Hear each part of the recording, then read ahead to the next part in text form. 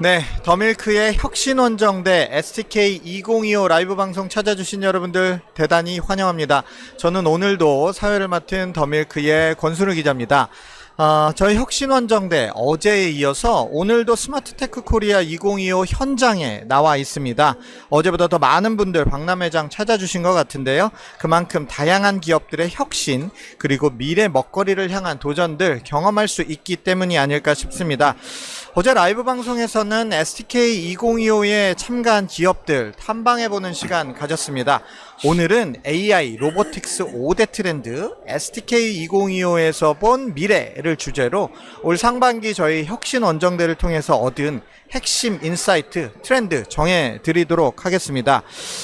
오늘도 저와 함께 해주실 전문가 두 분 모셨습니다. 전진수 볼드스텝 대표 그리고 최영욱 퓨처 디자이너스 대표 자리해 주셨습니다. 네, 안녕하세요. 네, 반갑습니다.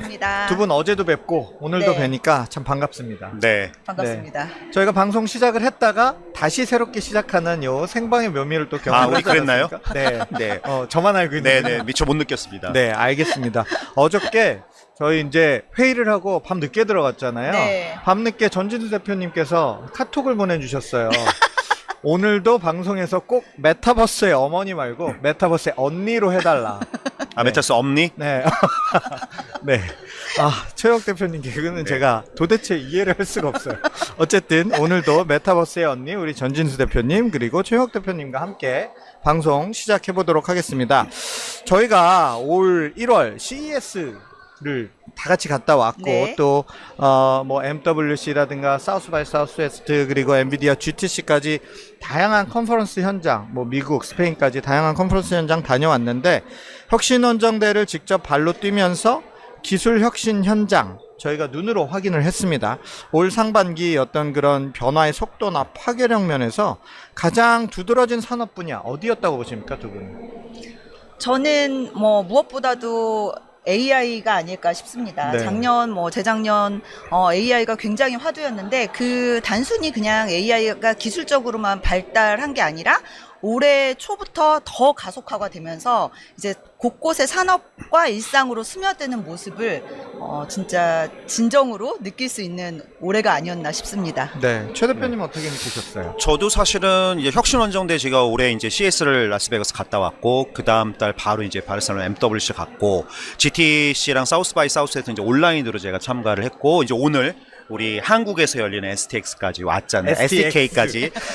STK. 계속. 제 입에 자꾸 STX가 입에 익어가지고, 네. STK까지 네. 지금 이제 종집으로 오늘 찍는 그런 느낌인데요. 사실은 저도 똑같이 AI라고 생각합니다. 왜냐면 CS에 갔을 때 대부분의 많은 기업들의 중심에 다들 AI가 있었고 모든 비즈니스 모델의 가장 중요한 이제 트리거가 AI였다라는 건 너무나 명확했고, 바르셀로나 갔을 때 모바일이 사실 많이 성숙돼서 이제 사실 이미 이제 더 이상 성장 동력이 없었는데 거기에도 AI가 다시 뭔가 부스트업하는 느낌이었고, 네. 컨텐츠 사우스 바이 사우스웨스트에서는 컨텐츠 중심의 AI, 크리에이터 이코노미 중심의 AI가 가 있었고, 그 다음에 GTC 같은 경우는 아예 AI를 드라이빙하는 네. 기업이 지금 주도하고 있죠. 그리고 오늘 우리 이 자리 STK도 AI가 굉장히 많이 중심에 와 있다라는 느낌을 받고 있습니다. 네. 네.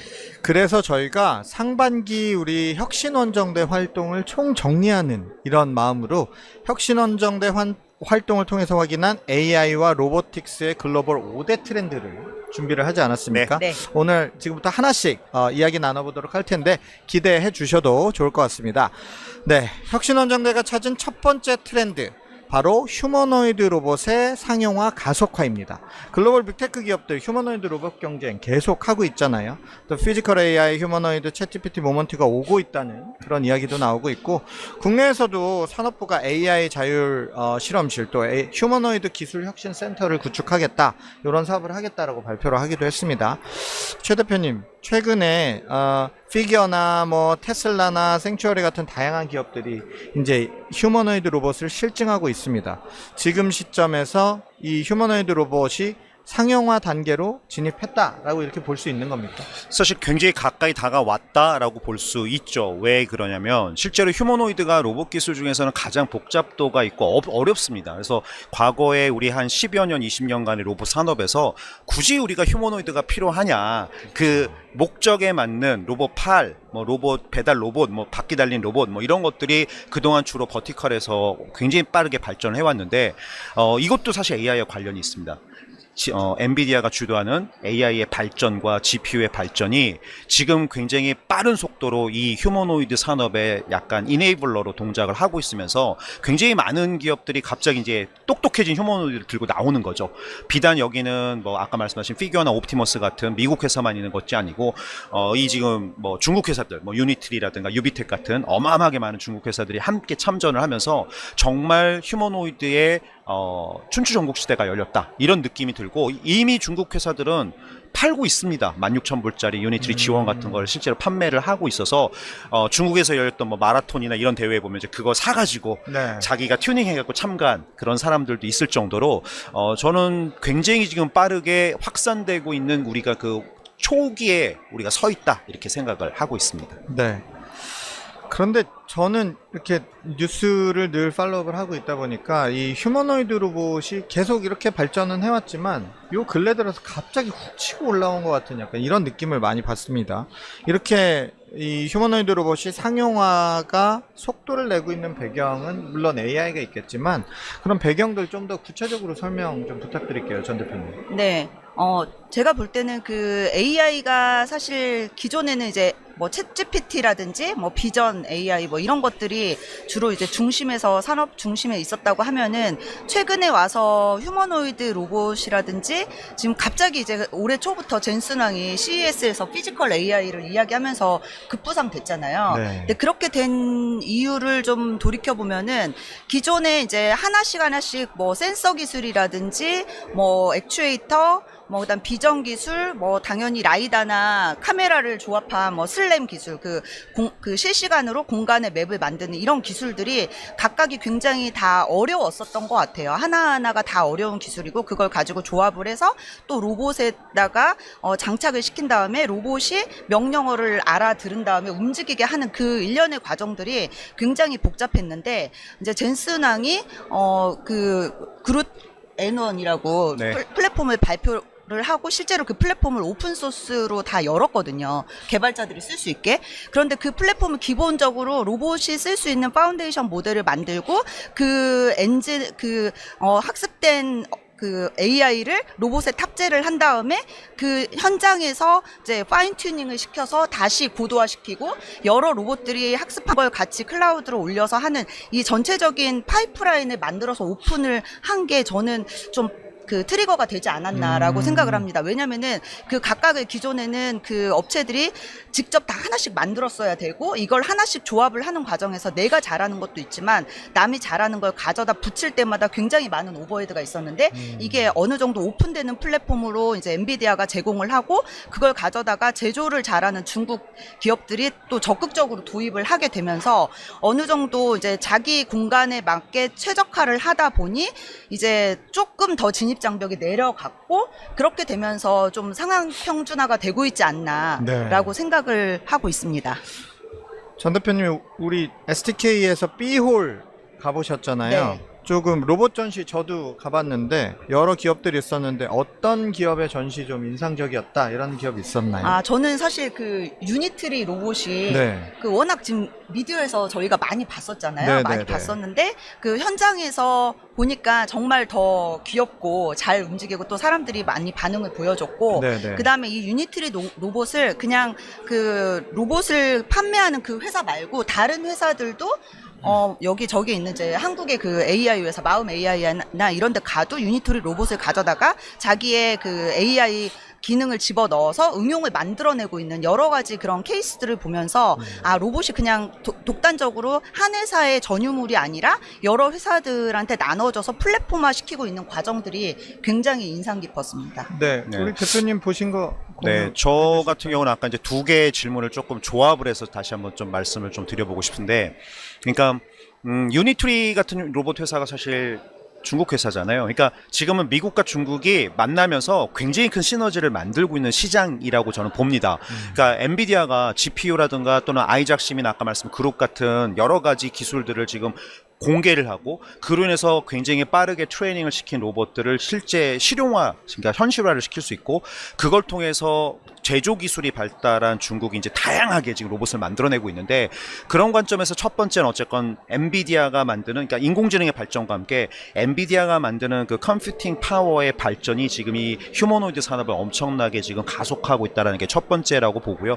두 번째는 유니트리가 여기 지금 STK에도 많이 뜨입니다. 그러니까 사실 유니트리가 많이 뛰는 게 좀 아쉽죠. 왜냐면 한국 로봇 기업들이 많아야 되는데 이제 아쉬운 이유지만 사실 유니트리가 잘하는 부분이 유니트리의 파운더인 왕싱 싱이 처음에 유니티를 창업할 때부터 오픈 플랫폼으로 만들었어요. 그러니까 API라든가 그걸 가지고 뭔가 튜닝을 해서 개발할 수 있는 여러 가지 개발자 플랫폼을 오픈을 해서 누구나 로봇을 가져다가 자기가 원하는 형태로 트레이닝하고 활용할 수 있게 만들므로 인해서 사실은 대중화를 열었다라고 저는 볼 수 있다고 생각합니다. 그래서 그 두 개가 겹쳐서 지금 여기저기에 우리 휴머노이드를 볼 수 있는데 저는 사실 휴머노이드 관점에서 하나를 우리가 놓치면 안 된다고 생각해요. 그게 뭐냐면 왜 휴머노이드인가? 그러니까 AI가 발전해서 갑자기 똑똑해지고 잘 돼.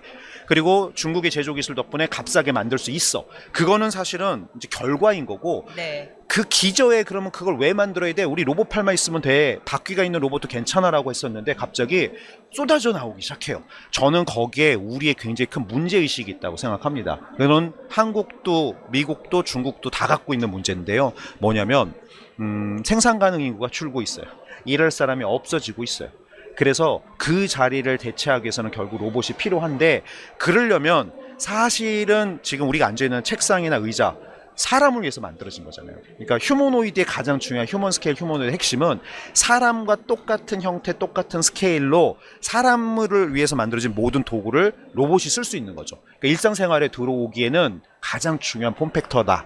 그래서 저는 휴머노이드가 앞으로 굉장히 가속화될 거다라고 생각을 합니다. 네, 아주 정리를 잘 해주신 것 같습니다. 저는 맥주 로봇이 있더라고요. 네. 네. 그래서 갔는데 살짝 뭐 이렇게 어떻게 구동을 하는지 좀 보고 싶은데 맥주가 안 나오는 거예요. 그 관계자 말이 수요 예측을 잘못했다. 그렇게 말씀하시더라고요. 간밤에 그 로봇이 다 마셔버린 건 아닐까?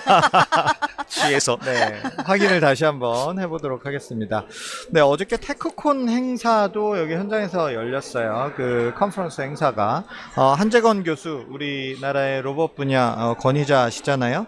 그 우리의 피지컬 AI나 하드웨어 양면에서는 모두 미국과 중국에 크게 뒤처져 있다. 이렇게 분석을 했습니다. 그런데 우리의 강점이 있다라고 강조를 했어요. 어떤 부분이었냐면 산업 현장에서 나온 데이터가 우리에겐 있다라고 이렇게 강조를 했는데 우리가 두 번째 트렌드에서 한번 이야기를 나눠볼 이야기이기는 한데 요 한재건 한재건 그 교수님의 요 코멘트 좀 어떻게 생각하십니까? 전 동의합니다. 네. 동의하고 사실은 우리가 이제 두 번째 트렌드를 그래서 이제 그 비슷한 걸로 잡긴 했죠. 네. 그래서 벌써 우리 두 번째 트렌드 얘기해야 되나? 네. 네.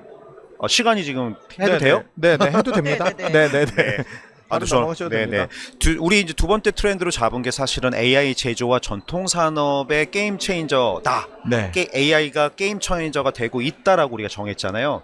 그 가장 큰 이유 중에 하나가 아까도 제가 어떤 분한테 질문을 받았어요. 우리 지금 제조 현장에 지금 AI가 막 하고 있는데 우리 어떻게 해야 돼요? 뭐 이런 질문을 하신 분이 있는데 저는 많은 분들이 그래서 그 교착점에서 힌트를 찾았다고 생각하는데 우리는 어쨌건 제조의 비중이 굉장히 큰 나라입니다. 그리고 제조라고 불리우는 산업은 예로부터 전통에 가까운 전통 산업이었고 그거는 이제 우리뿐만이 아니라 많은 국가들이 비슷하기도 하죠. 근데 AI 관점에서 보면 미국처럼 원천적인 기술을 우리가 뭐 퍼스트 무버로 갖고 있다거나 또는 미국의 빅테크 기업처럼 그거를 막 활발하게 어마어마한 규모로 지금 개발하고 있다거나 못하고 있죠. 네. 반면에 아까 우리가 얘기했던 중국 기업처럼 값싸게 빠르게 만들어서 어마어마하게 다양한 분야의 활용도를 높이고 있냐? 사실 그것도 아니거든요. 그러면 우리가 가져야 될 가장 중요한 핵심이 뭘까가 저는 이제 이 트렌드의 중심에 있다고 생각하거든요. 그게 네. 이제 우리가 정했을 때 뭐였죠? 뭐 제조랑 전통 사업, 뭐 물류, 뭐 조선, 맞아요, 네, 맞아요. 이쪽 영역 맞습니다. 사실 그쪽의 데이터들을 우리가 많다고 생각하고 있거든요. 공장의 데이터, 네. 물류의 데이터. 조선 같은 경우는 배 만들 때 우리가 얼마나 많은 노하우와 데이터를 갖고 있어요. 물론 그 데이터들이 우리가 필요한 형태로 차곡차곡 쌓여 있지는 않을 거예요. 지금부터 사실 표준을 정하고 또 지금부터 쌓아야 되긴 하는데 어찌됐건 그런 데이터들 가지고 결국 로봇들이 그 안에 들어오고 AI가 들어왔을 때 그걸 잘 트레이닝 시키는 게 우리한테는 굉장히 큰 기회다라고 이 STK에 있는 많은 기업들이 인지를 하고 준비를 하고 있다라는 인상을 좀 받았습니다. 네, 맞습니다. 저도 오늘 오전에 부스를 한번 다 돌았는데 제조와 관련된 그 관련된 서비스나 어떤 AI 솔루션을 제공하는 기업들이 상당히 많았어요. 근데 다른 저희가 뭐 CES를 가거나 이랬을 때 하고 비교했을 때는 이 트렌드가 확연하게 좀 들어오는 것 같더라고요. 뭐 스마트 공장이라든가 뭐 자율화라든가 AI를 도입해서 뭐 재고 관리, 공정 관리를 한다거나 뭐 이런 부분들 굉장히 좀 강점이 아닐까. 우리가 가진 어떤 그 제조업의 백본을 통해서 AI가 솔루션으로 접목이 됐을 때 굉장히 강점이 될 수 있는 부분이다. 뭐 그 말씀 해주신 것 같은데 좀 실질적으로 근데 저는 현장 얘기를 좀 듣기는 하거든요. 저는 이제 조지아주 애틀랜타에 살다 보니까 이제 공장들이 많이 나와 있어요. 한국에 진출한 공장들 많이 나와 있는데 실제로 하나큐스의 공장 제가 투어 가봤는데 정말 많이 자동화돼 있습니다. 정말 많이 자동화돼서 깜짝깜짝 놀랄 정도인데 아직도 그 정도 이 대기업 캐파가 되지 못하는 기업들은 전통적인 방식으로 계속 이루어지고 있어요. 근데 왜 AI를 사용하거나 AI를 활용하면 이 생산성이든 효율성이든 높일 수 있는데 왜 못하냐라고 물어보니까 이게 구조적으로 뭔가를 도입한 거에 대한 결과물을 내야 되잖아요. 근데 그거에 대한 프로세스에 대한 책임 소지의 이슈가 또 있더라고요. 이게 사내 어떤 그런 프로세스 이슈인데 그런 부분이 좀 두려운 부분들이 있어서 아직까지 도입을 못하고 있는 것 같아요. 근데 옆에서 또 많이 기업들 보시고 하실 텐데 전 대표님 보실 때는 뭐 건설이나 제조나 물류 같은 산업에서 AI가 실질적으로 좀 자리를 잡아가고 있다고 생각을 하십니까? 아니면은 아직 좀 더 가야 된다 뭐 이렇게 보십니까? 저는 이제 이전까지는 우리가 뭐 그런 얘기를 많이 하지 않았어요. 그 뭐 AI가 그럼 과연 뭐 돈을 벌게 해주냐. 뭐 전 세계적으로 AI 하는데 돈은 누가 벌고 있냐. 이런 이야기를 사실 작년까지는 굉장히 많이 했고 또 투자자들도 뭐 이게 거품 아니냐. 심지어 이런 얘기까지 나왔던 것 같아요. 그런데 이제 올해 쭉 그 CES부터 해가지고 또 주변에 스타트업들도 많이 보면서 느끼는 것들은 기존에 우리가 이렇게 바라보고 있던 그 버티컬 영역에서의 AI 이게 이제 정말 본격적으로 시작이 되는구나라는 거를 느끼고 있어요. 특히나 옛날에는 이제 뭐 전통적으로 어떤 제조 생산 라인이나 뭐 그 사람들이 직접 이제 전문가들 예를 들어서 뭔가 큰 장비를 다루거나 어떤 그 공정 과정에 들어갔을 때 이걸 시스템화를 하지 못하고 정형화된 결과로 만들어내지 못하는 소위 그 우리가 말하는 그 장인들 있잖아요. 나이는 많이 먹고 엄청 그 업계에서 한 막 20-30년씩 하셔가지고 몸에 이제 다 체계화가 돼 있는데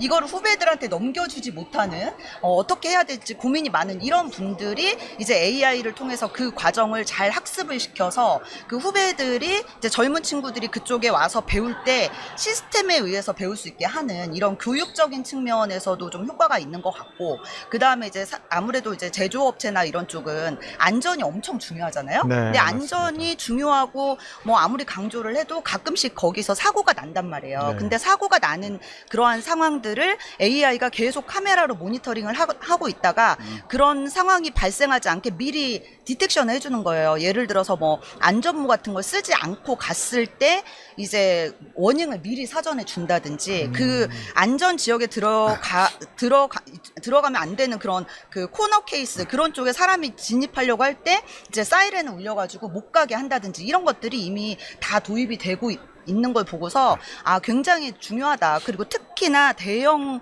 물류나 뭐 대형 제조하는 쪽에서는 이 제조하는 부품들이 옮겨갈 때 뭐 그 공정 과정에서 자리가 비어 있지 않거나 이런 경우는 이게 엄청난 그 비용의 손실로 오는데 그걸 미리 이제 오거나이즈를 해주는 거죠. 그래서 그 공정 과정에 최적화를 한다든지 이런 것들이 이전에는 그냥 작은 공장에서 뭐 카메라나 센서를 가지고 했던 것들이 이제는 뭐 드론이라든지 거대한 시스템 상에서 통해서 AI를 통해서 빅데이터를 통해서 움직이는 걸 보고 이제 한국이 이런 제조 영역에 AI를 도입을 해서 굉장히 그 최적화하고 비용을 절감하는 사례를 만들면 이게 굉장히 우리나라의 또 특화된 경쟁 솔루션으로 가져다가 글로벌하게 진출을 할 수 있겠다라는 것과 또 하나는 이제 고령화로 사회로 예, 진행을 고령화 사회로 나가면서 이제 젊은 친구들이 빨리 그쪽에 도입을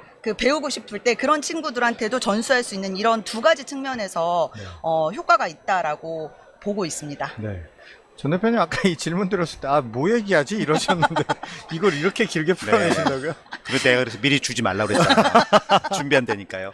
네, 저는 그런 것도 느꼈어요. 지금 이제 제조업이나 전통산업으로의 AI 솔루션을 제공하려고 하는 기업들이 이 스펙트럼이 진짜 넓어진 것 같아요. 뭐 저희가 오후에 이제 만나보기도 할 거지만 SAP 같은 기업도 그런 솔루션을 제공하고 있고 어저께 만나본 BBT AI 같은 경우는 뭐 스타트업이잖아요. 스타트업들이 조선업에 어떤 솔루션을 제공하고 AI 솔루션을 그러다 보니까 이제는 이런 솔루션들을 제공하려고 하는 기업들의 스펙트럼이 넓어지니까 그 외연이 확장될 수 있는 그런 가능성은 더 커지고 있다. 네. 어떻게 이렇게 좀 해석할 수 있겠습니다. 사실은 저는 AI가 굉장히 무서운 무기라고 생각을 합니다. 그러니까 다윗이 골리앗을 쓰러뜨리는 게 사실 투석구잖아요. 조그만 돌멩이.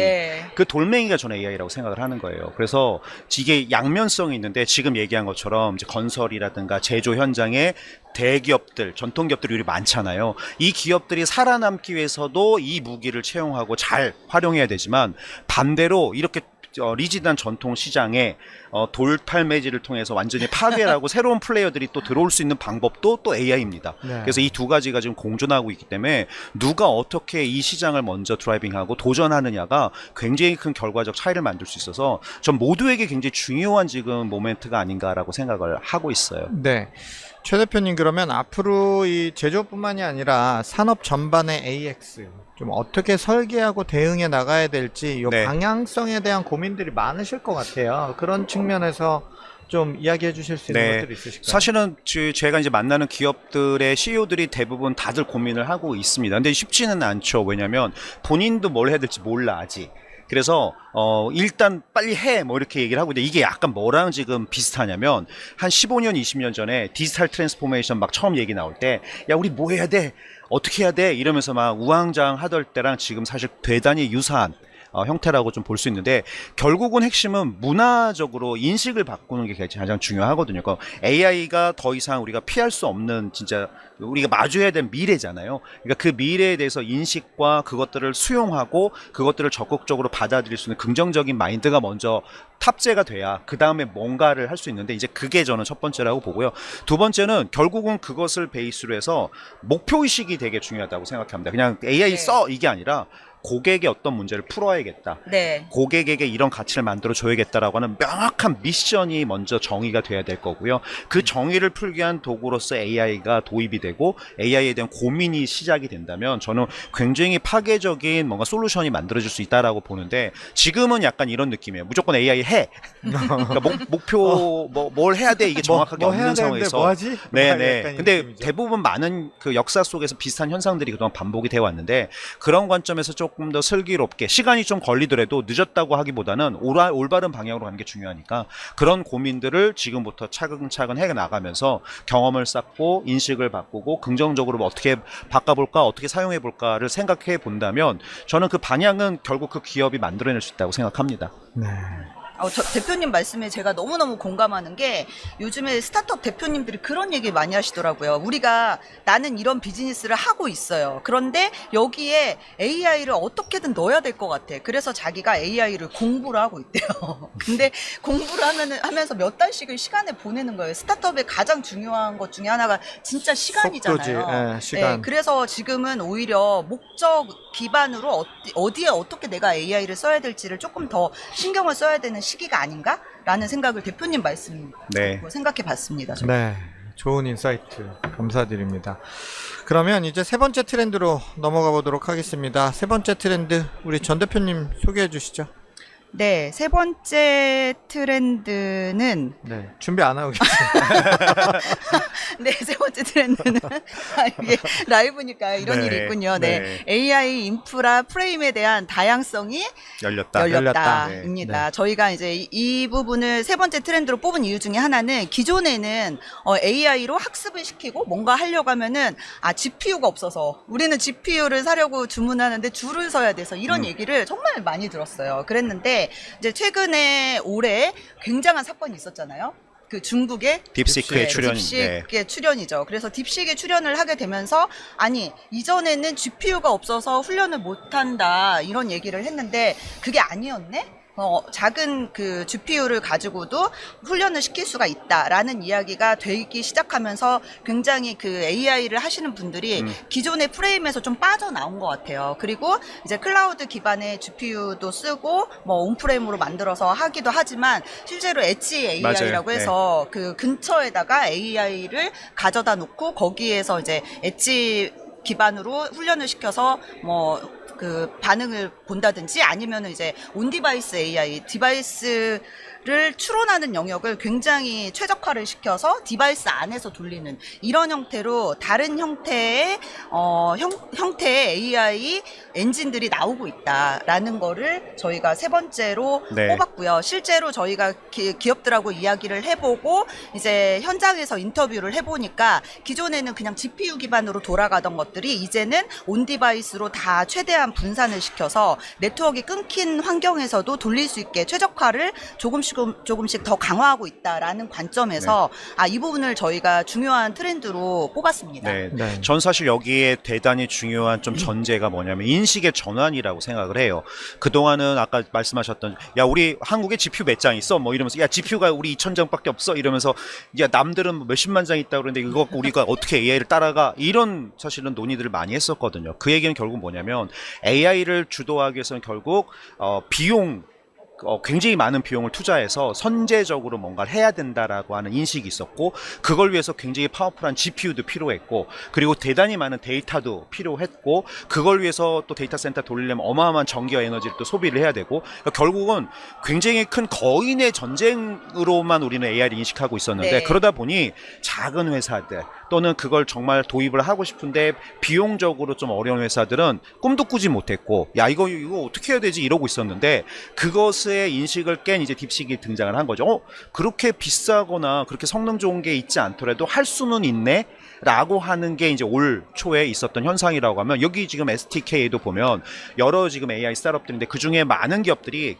모델을 경량화하고 인터넷 상황이 좀 불안할 때도 온디바이스에서도 실제로 제대로 된 처리를 할 수 있고 그리고 다양한 것들을 다양한 플랫폼에 쉽게 적용하고 올려서 비싼 AI가 아니라 저렴한 가성비의 목적에 맞는 용도에 맞는 AI들로 다양화되고 있는 그런 약간의 뭐랄까 인식 전환이 일어나고 있는 게 저는 굉장히 중요한 트렌드라고 생각을 합니다. 더 빨리빨리 개발을 할 수 있고 더 저렴하게 개발을 해낼 수 있는 약간 그런 트렌드가 마련이 된 거잖아요. 그렇죠. 네. 그러니까 야, 우리 못하는데 어떻게 하지? 야, GPU 없어서 못해가 아니라 어떻게든 이제 할 수 있는 방향이 많구나를 인식한 거죠. 좀 딥시크가 좋은 일을 하기도 했는데 네. 저는 한편으로는 그 생각이 들었어요. 경쟁이 더 미칠 듯이 심해지지 않을까?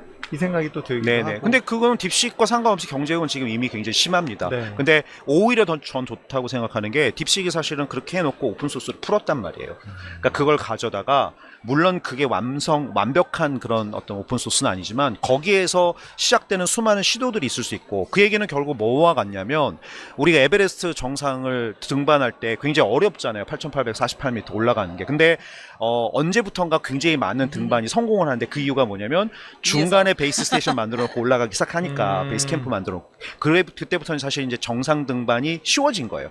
결국 저는 비슷한 거라고 봅니다. AI가 8,848m 높이 있어서 우리 같은 사람들은 안 올라가려고 그랬어.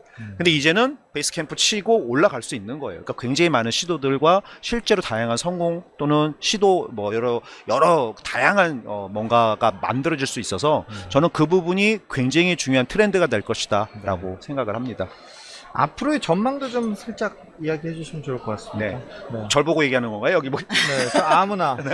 저는 뭐 더 다양해질 것 같고요. 경쟁은 계속 심화될 거예요. 그리고 네. 기존에는 사실 기술이 좋다고 해서 발전을 뭐 산업이 발전을 못한다기보다 적정한 기술과 그 기술에 맞는 자본이 같이 받쳐져야지 그 산업이 발전을 하는데 네. 지금 시기는 너무나도 운이 좋게 그 기술도 굉장히 경쟁이 심하지만 자본도 엄청나게 들어오고 있단 말이에요. 그런데 그 기존의 도메인이 클라우드 영역에서 하던 그다음에 엔비디아 같이 칩을 만들면서 또 물론 클라우드 쪽 데이터 센터도 있지만 칩에 집중하던 회사들 그리고 이제 뭐 엣지에서 솔루션을 만들거나 디바이스를 만드는 모든 회사들의 그 AI가 다 접목이 되면서 더 많은 기회가 생기고 기존보다 이제 뭐 7, 8배 이상의 성능을 퍼포먼스를 내는 그리고 사람이 뭐 10시간 일했어야 되면은 뭐 1시간 이하로 일을 해도 할 수 있는 그런 기회들이 계속 생기기 때문에 점점 더 이쪽의 산업도 발전을 하면서 각각 그 버티컬 영역에서 도메인도 발전을 하지만 결국은 이 모든 과정을 거쳐서 우리의 삶이 더 윤택해지는 그런 계기가 되지 않을까라는 생각을 해봅니다. 네, 네. 항상 희망적으로 우리 네. 언니라서 희망적으로 네. 생각을 희망적으로. 하고 있는데, 저는 이제 당연히 희망적으로 생각하면서 동시에 대단히 많은 이슈들도 함께 만들어질 거라고 봐요. 특히나 이 AI라고 불리우는 것이 굉장히 많은 사실은 이게 과거에 이제 우리가 AI는 그냥 기술이다라고만 접근했다라고 하면 지금 이걸 가지고 굉장히 많은 분야에서 많은 변화를 만들 수 있다라고 다들 믿고 있기 때문에 특히 아까 앞서서 얘기한 제조라든가 전통 산업도 야 이거 이제 우리가 해야 돼라고 이제 인식을 바꾸고 있잖아요. 근데 여기에 더해서 야 이게 굉장히 좀 비용 집약적인 부분만 있는 게 아니라 이렇게도 저렇게도 할 수 있어라고 하는 게 이제 사람들의 뇌리에 좀 프레임을 좀 벗겨주면서 굉장히 다양한 시도들이 일어날 텐데 중요한 건 이겁니다. 결국은 이렇게 많은 시도들이 일어날 때 그것에 대한 주도권을 여전히 이제 우리가 가져갈 수 있느냐.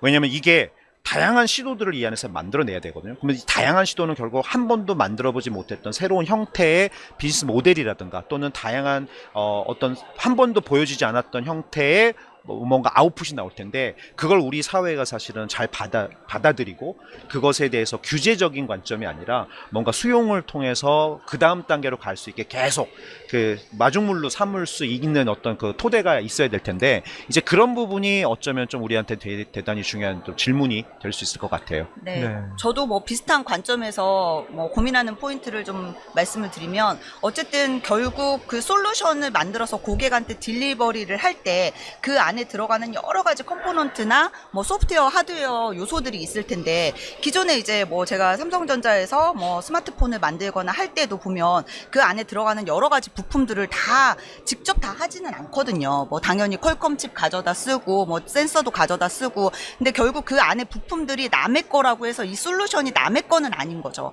그러니까 지금 이 AI 시대로 가면서 점점 더 기술이 복잡해지기 때문에 이런 시대에는 정말 협력을 통해서 내가 같이 해서 시너지를 낼 수 있는 파트너와 잘 손을 잡고 그걸 가지고 그 결과로 고객한테 더 가치를 줄 수 있는 이런 서비스나 솔루션을 만들게 되면 또 대한민국이 또 그런 거는 굉장히 잘하지 네, 않습니까? 맞습니다. 네. 그래서 더 오히려 기회가 있지 않을까라는 생각을 요즘 많이 하고 있습니다. 네. 네, 협업의 중요성. 합종 연행이라는 표현 쓰잖아요. 네. 네. 사방에서 동시다발적으로 이렇게 좀 협업하는 그런 노력들이 또 시너지가 될 수 있다. 네. 이렇게 좀 정리를 해볼 수 있겠습니다.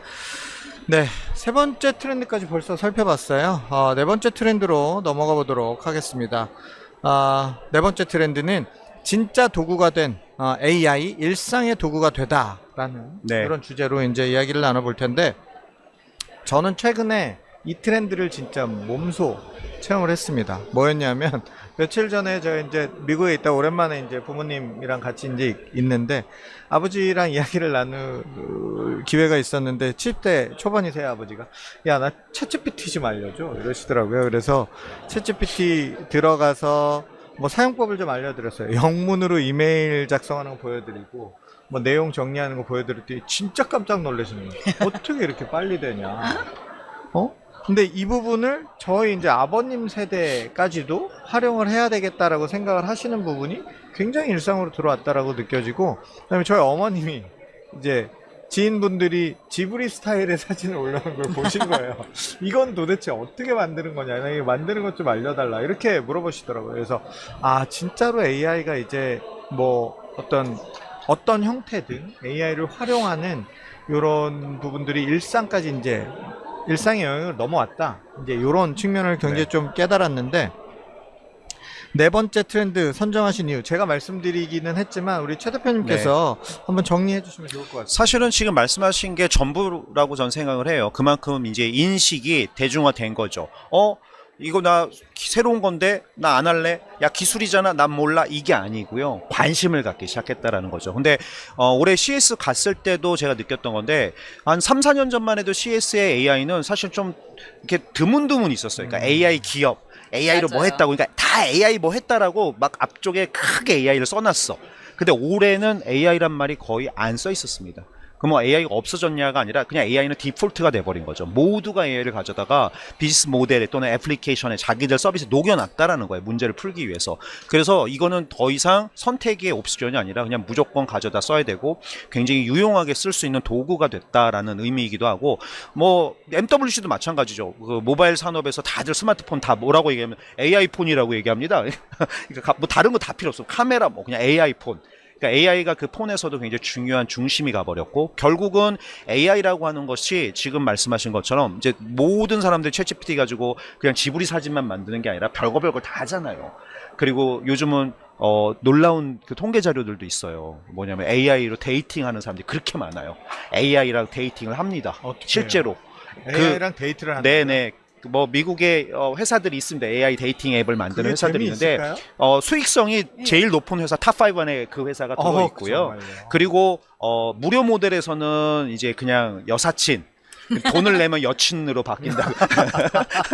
그래서 굉장히 중요한, 뭐 이런 음성적으로 갈 수 있는 그런 요소들이 지금 굉장히 많이 시도가 네. 되고 있고요. 결국은 무슨 얘기냐, 이것이 다양한 곳에서 실제로 도구가 활용이 되면서 이제는 그냥 우리 기술을 하는 IT인들 또는 이 관련 부서, 관련 업종에 있는 사람만 향후하는 기술이 아니라 마치 인터넷처럼 또는 마치 전기처럼 그냥 누구에게나 열려 있고 누구나 지금 가져다 써야 되는 마치 파워포인트나 엑셀 같은 도구로 점점 진화를 하고 있다라는 느낌을 저는 굉장히 많이 받고 있습니다. 맞습니다. 전 대표님 오늘 이렇게 그 부스 돌아다니시면서 SDK에 나온 기업들 중에서도 AI 기업들 되게 많았어요. 뭐 네. 열거할 수 없이 많았는데, 좀 기억나는 도구들, 사례들, 우리가 일상에서 정말 쉽게 활용할 수 있는 약간 그런 회사들 좀 기억나시는 거 있으십니까? 제가 이제 기억나는 거는 저 옆에 있는 부스 중에 아까 지브리 이야기 하셨는데 제가 가서 이렇게 사진을 딱 찍고 네네. 그 옆에 이제 스타일이 쫙 있더라고요. 그래서 그 중에 이제 레고를 딱 골랐거든요. 그래서 제 얼굴이 딱 이렇게 레고 캐릭터를 이렇게. 똑같이 나온 거예요. 지금 너무 웃겨서. 그런데 정말 제가 커피를 이렇게 들고 있었는데 그 네. 커피까지 레고로 딱 만들어준 거예요. 그래서 와, 이렇게까지 만들어준다고? 너무 좋았어요. 이따가 좀 해봐. 네, 기념품으로 가져왔습니다. 그래서 그 사진을 줍니까? 사진을 QR 찍으면은 라떼 아트 말씀하시는 거죠? 네, 아니요, 그 말고 딴 QR 걸로? 코드로 이제 그 이미지를 만들어서 보내줘요. 저희가 음. 받을 수 있게. 그래서 그것도 굉장히 좋았고, 근데 그게 이제 이전에는 좀 되고 깨지고 막 이랬잖아요. 그렇지 않고 너무 완벽하게 잘 나왔다라는 거고, 또 하나는 저희가 이렇게 행사 많이 하잖아요. 행사할 때 항상 등장하는 엑셀AC라는 회사 저쪽에 네. 있는데 오늘도 행사 여러 개를 하고 있는 네. 거예요. 그래서 AI로 실시간 트랜슬레이션해서 뒤에 이렇게 자막을 올려주고 네. 이런 게 있었고, 네. 또 하나는 굉장히 또 인상 깊었던 것 중에 하나가 제가 CES에서도 많이 보고 이야기를 나눴던 건데, 글래스 끼고 그냥 그 중국 사람이었어요. 그 중국 분이 저한테 막 중국어로 이야기를 하는데 실시간으로 이렇게 한국말로 번역이 돼서 나오더라고요. 네. 그래서 이런 전시회 다닐 때 또 외국 전시회 다니거나 하면은 굉장히 불편하잖아요. 항상 이렇게 번역기 해야 되고 이렇게 비춰야 되고 하는데 글래스 끼고 있으니까 그냥 다 보이고 너무 편해서, 이제는 그냥 AI가 내가 뭔가 굉장히 어렵게 쓰는 도구가 아니라 일상에서 뭐 클릭을 하거나 내가 말로 했을 때 바로 나한테 정답을 뭐 주는, 원하는 필요한 툴들을 가져다 주는 네. 이런 도구로 바뀌어서 그 부분이 굉장히 인상적이었습니다. 네. 그러니까 혹자는 아마 나중에 역사에서 이렇게 얘기할지도 몰라요. 2020년쯤에 이 시기를 보고 비포 AI, 애프터 AI 시대를 구분하는 그런 얘기를 할지도 모르네. 그만큼 AI가 과거 뭐 70여 년 역사 속에서 뭐 존재는 해왔으나 지금같이 이렇게 파괴적이고 지금같이 이렇게 익스포넨셜하게 발전했던 시기는 없었던 것 같습니다. 정말 작년이 다르고 올해가 다르고 내년이 다르고, 그래서 1년의 밀도와 속도가 어떤 기술보다 저는 파괴적이고 빠르다는 느낌을 굉장히 많이 받거든요. 그래서 앞으로 1년 뒤 또는 3년 뒤에 어떤 일이 AI 씬에서 일어날까 솔직히 단언을 못 하겠어요. 네, 저희가 저는 좀 생각했던 겁나요? 것보다 너무 빨리 네. 올라가고 있어요. 그 최영 대표님 안경 어제도 저희가 이야기 네, 나눴는데 AI 지금, 글래스죠. 네. 네, 저희가 뭐 방송 시작하기 전에도 뭐라고 하셨죠? 그 헤이 메타? 헤이 메타 네. 하시고 사진 찍어 네. 주시고 해보세요, 한번. 네, 이거 지금 저기 저만 들리는데 헤이 메타 테이크 포토. 그러면 지금 사진을 이렇게 찍었죠. 그리고 뭐 또 이런 식으로 이것- 굉장히 네. 이것도 되는데 사실 더 중요한 게 헤이 메타 look what am I looking for? 그럼 저희는 라고 못 하면- 듣잖아요. 그렇죠. 지금 얘가 뭐라고 얘기하냐면 지금 네가 앞에 사람들이 있고 전시장에 있는 것 같아. 이렇게 얘가 지금 그 카메라로 정도로 얘기를 제가 한다고요? 보고 있는 걸 보고 인식을 해서 얘기를 해줍니다. 네. 정말 좀 신기한 세상이 열리고 있는데 저는 사실 쓰는 거 별로 안 좋아해요. 저는 이렇게 지금 안경 쓰고 계시잖아요. 그냥 안경 쓰고 있는데 저 안경을 써봤거든요. 좀 무겁더라고요. 아직까지 착용감이 그렇게 네. 좋진 않았어요. 네, 네. 뭐 아마 싸져서 본인이 사면 아마 대단히 오랫동안 쓰고 다닐 텐데 네. 보통은 다들 저렇게 얘기합니다. 가격이 시작할 때는. 내려가면 그때 고민해보는 걸로 하겠습니다. 네, 이제 마지막 트렌드, 벌써 5번째 트렌드 정리할 시간입니다. 마지막 트렌드 살펴보도록 하겠습니다. 마지막 트렌드는 에이전틱 AI가 부상하다라는 주제로 저희가 잡아봤습니다. 이 에이전틱 AI, 뭐 저희가 도구로서의 AI도 이야기를 나눠봤고 한데 에이전틱 AI 도대체 뭔지도 좀 네. 다시 좀 설명을 해주실 필요가 있을 것 같고. 사실은 많은 분들이 작년부터 아마 많이 듣기 시작한 용어라고 생각을 하는데요. 뭐 마이크로소프트나 많은 회사들이 이제 에이전틱 AI 시대가 열릴 거야라고 얘기를 했는데 너무 빠르게 열리고 있죠. 야, 그러면 에이전틱 AI 뭐야라고 궁금해하실 텐데 에이전트란 말에 주목을 해보시면 됩니다. 에이전트다라고 하는 거는 뭔가 내가 시킨 일을 알아서 잘 해주는 나의 비서 같은 사람. 그래서 우리 아이언맨 영화 보면 자비스 나오잖아요. 네. 자비스가 사실 에이전트죠. 근데 그동안 우리가 AI를 부를 때 에이전트라고 안 부르고 뭐라고 불렀죠? 어시스턴트라고 불렀어요. AI 어시스턴트, AI 스피커 뭐 이런 거. 그럼 어시스턴트는 뭐냐면 정말 보조적으로 날 도와주는 존재 정도. 야, 몇 시야? 그럼 AI가 뭐 얘기해주고, 야, 날씨 어때? 그럼 얘기해주고. 그 정도 말고 AI 집에 있는 AI 스피커를 했던 게 그닥 많지 않거든요. 하물며 얘네들은 똑똑하지도 않아서 시키지도 않은 말 혼자 막 중얼중얼 할 때도 있고. 이게 이제 그동안 우리가 봐왔던 AI 어시스턴트라고 하면, 에이전트는 일단은 우리 인간의 의도를 자연어를 처리함으로 인해서 인식하는 게 퍼스트, 첫 번째입니다. 그러니까 우리가 야, 내가 지금 이렇게 생각하고 이런 거 필요한데 나 어떻게 할까? 라고 말을 하면 이거를 다 자연스럽게 이해를 한다는 거예요. 그리고 그걸 이해한 걸 가지고 계획을 수립합니다. 야, 내가 지금 여름에 이렇게 가족들이랑 여행을 가고 싶은데 기간은 이만큼, 돈은 얼마큼 있는데 갈 수 있을까? 이러면 이제 그걸 이해한 걸 가지고 계획을 수립을 해요. 그래서 이렇게 해야겠다. 그리고 나서 뭐를 하느냐? 도구를 억세스해서 이걸 실행을 시킵니다. 그래서 이 일정 동안 호텔스닷컴 가갖고 호텔비 쫙 뽑고, 스카이스캐너닷컴 가갖고 항공비 쫙 뽑고, 쫙 해서 야, 이렇게 비용 나오고 이렇게 하는데 예약할까? 하면 이제 예약까지 다 해주는 거죠. 그리고 마지막 단계가 뭐냐면 실행 이후의 결과를 가지고 이건 좀 보완해야겠다, 임프로브, 개선을 합니다. 그래서 점점 좀 똑똑해지는 거예요. 그래서 이 사람의 의도를 더 잘 이해하고 이 사람이 시키는 걸 더 잘 이해하기 시작하면 다음부터 더 잘하는 거죠. 그래서 이런 에이전틱 AI가 AI 발전 덕분에 과거에는 사실 쉽지 않았거든요. 지금 이제 가능해지기 시작을 했고, 여러 회사들이 이걸 실제 쓸 수 있는 서비스들을 발표하고 있습니다. 저는 그 생각 들어요. 어떻게 살지 앞으로? 뭐 해서 돈 벌지? 약간 이 생각 좀 들어요. AI 에이전트를 시켜서 돈을 벌게 하는 거죠.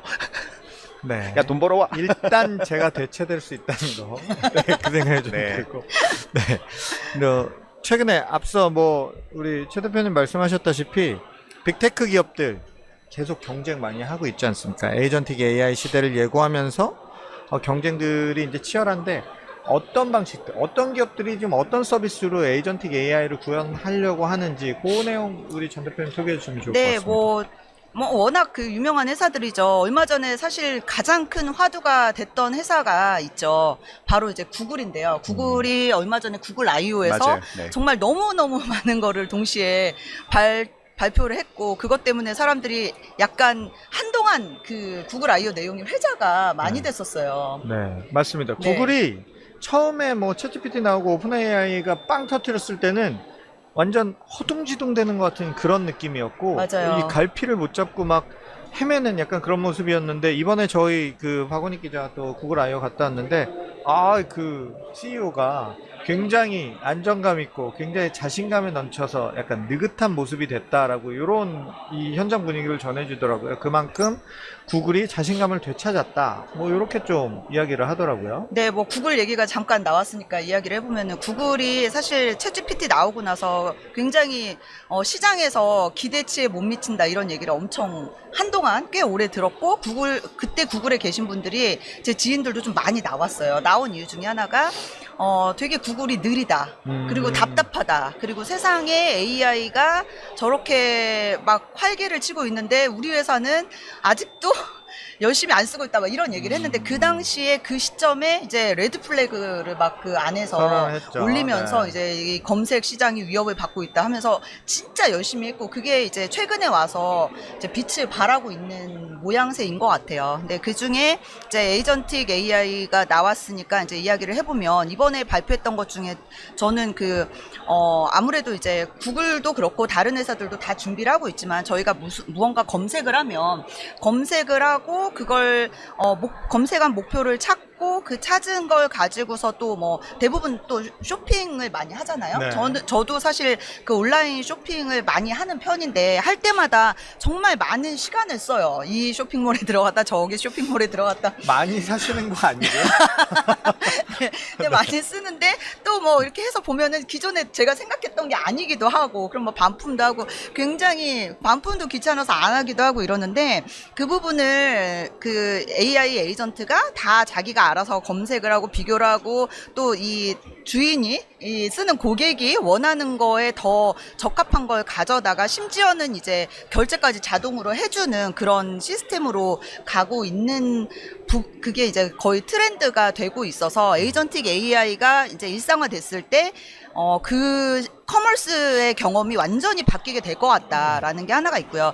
물론 당연히 이제 거기에 저의 체형이나, 왜냐면 옷집마다 또 옷이 또 다르단 말이에요. 네. 사이즈가. 그런데 이 집은 몇 사이즈가 맞고 이 집은 몇 사이즈, 이게 다 다르니까 다르죠. 그때마다 이제 네. 굉장히 머리가 아픈데, 이것도 AI가 다 맞춰가지고 이제 내가 마치 입은 것처럼 사진을 바로 클릭하면 바로바로 입혀서 보여주는, 네. 구글에 이번에 시연했던 거, 그런 것들도 보고 나한테 잘 어울리는 컬러 톤이나 이런 것들을 자동으로 매칭해서 구매로 이어지게 하는, 이런 커머스 쪽에서의 그 유저 경험이 획기적으로 바뀔 것 같다가 하나가 있고요. 또 하나는 이제 일하는 방식 관점에서 이제 마이크로소프트가 지금 하고 있잖아요. 마이크로소프트 팀즈, 코파일럿. 네. 네, 거기서 하고 있는데, 네. 기본적으로 뭐 회의하면 회의록 자동으로 나오고, 메일 하면 메일 요약해주고, 뭐 또 그 메일을 답변을 해야 되는데 답변을 안 하고 있으면 이제 알람을 주기도 하고, 그리고 이제 아까도 앞에서도 여러 번 얘기가 나왔지만, 뭐 코딩, 요즘 바이브 코딩 유행이잖아요. 그러니까 말만 하면 얘가 알아서 해주는 그런 식으로 개발도 쉽게 할 수 있게 시스템적으로 다 제공을 해주고, 그런 거라든지, 또 뭐 저기 개발할 때 이제 기존에는 뭐 디자이너 있고 뭐 기획자 있고 뭐 프론트 있고 백엔드 있고 뭐 이런 것들이 다 있었는데, 이제 올해 그 엔비디아에서 발표한 내용도 있고, 그러니까 에이전틱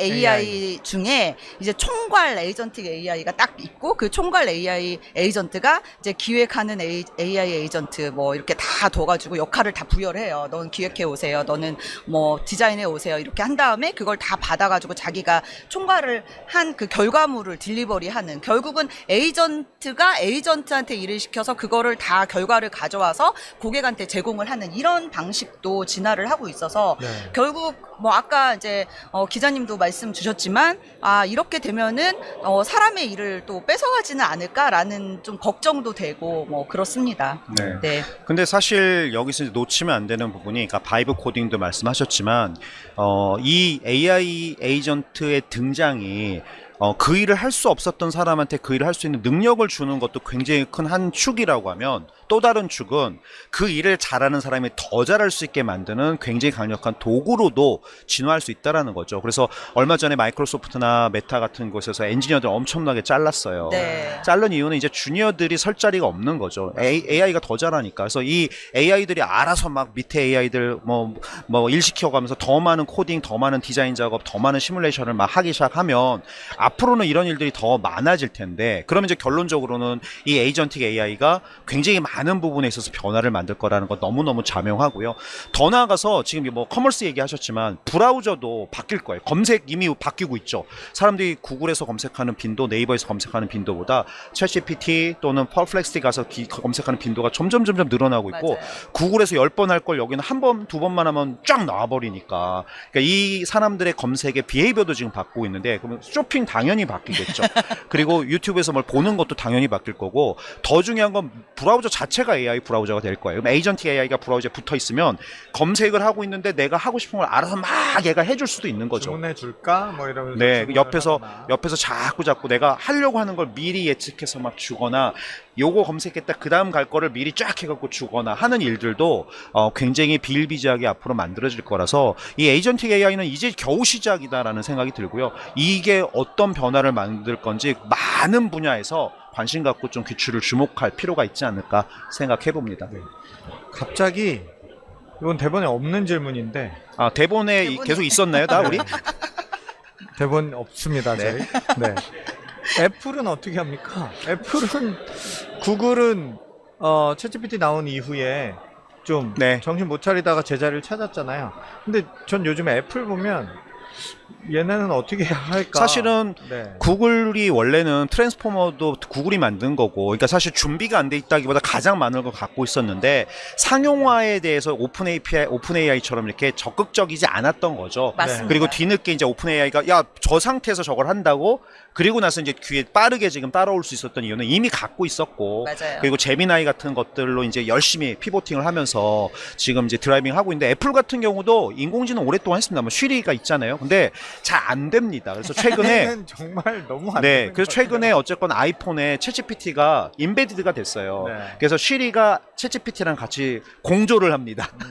그래서 헤이 쉬리 뭐 이러면 답변을 할 때 챗GPT를 불러다가 챗GPT 시키거나 챗GPT 답변을 얘기해주거나 하는 식으로 약간 오픈 AI와 조금 뭔가 레버리징 될 수 있는 일들을 하고 있고, 동시에 최근에 AI 회사들 몇 개를 인수하면서 애플도 애플 인텔리전스라고 이름을 바꿨잖아요. 네. 그래서 얘를 가지고 우리가 뭔가를 좀 늦었지만 다시 할 거야 라고 얘기를 해갖고, 요번에 이제 WWDC에서도 네. 발표를 했었는데, 많은 사람들이 여전히 애플은 뭐가 혁신이 없다. 없었다라고 네. 했지만, 애플은 혁신이 있었던 적이 없어요. WWDC에서.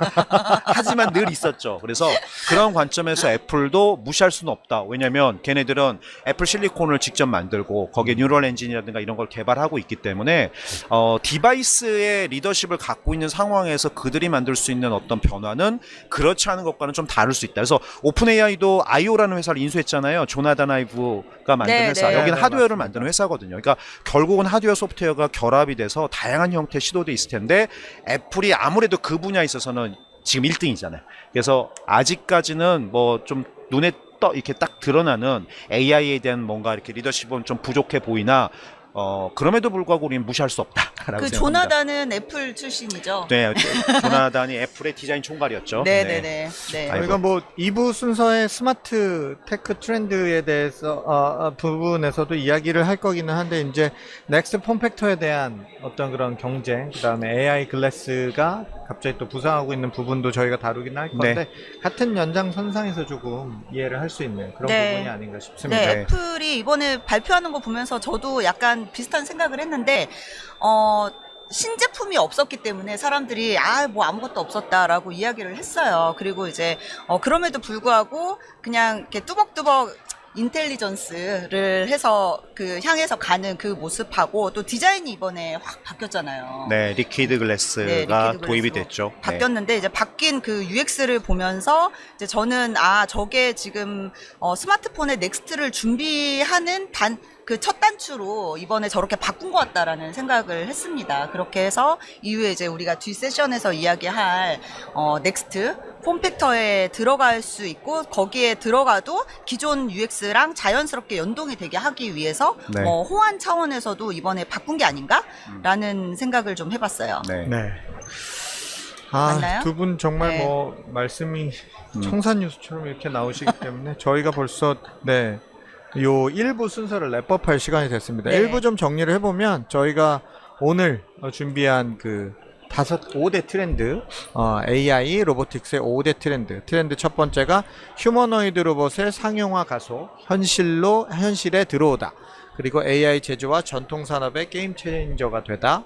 그리고 세 번째 트렌드가 AI 인프라 프레임의 다양성이 열렸다. 네 번째는 AI가 일상의 도구가 되다. 그리고 다섯 번째 에이전틱 AI의 부상. 뭐 여기까지 5개 좀 이야기 나눠봤는데 경쟁도 정말 치열하고 하루가 다르게 소식들이 계속 나오잖아요. 저희가 하루만 뉴스 안 봐도 AI 뉴스들이 막 튀어나오는데 제가 오늘 오전에 또 이제 뉴스 찾아보니까 메타가 스케일 AI랑 함께 이제 초지능 개발에 나섰다는 소식도 또 나왔어.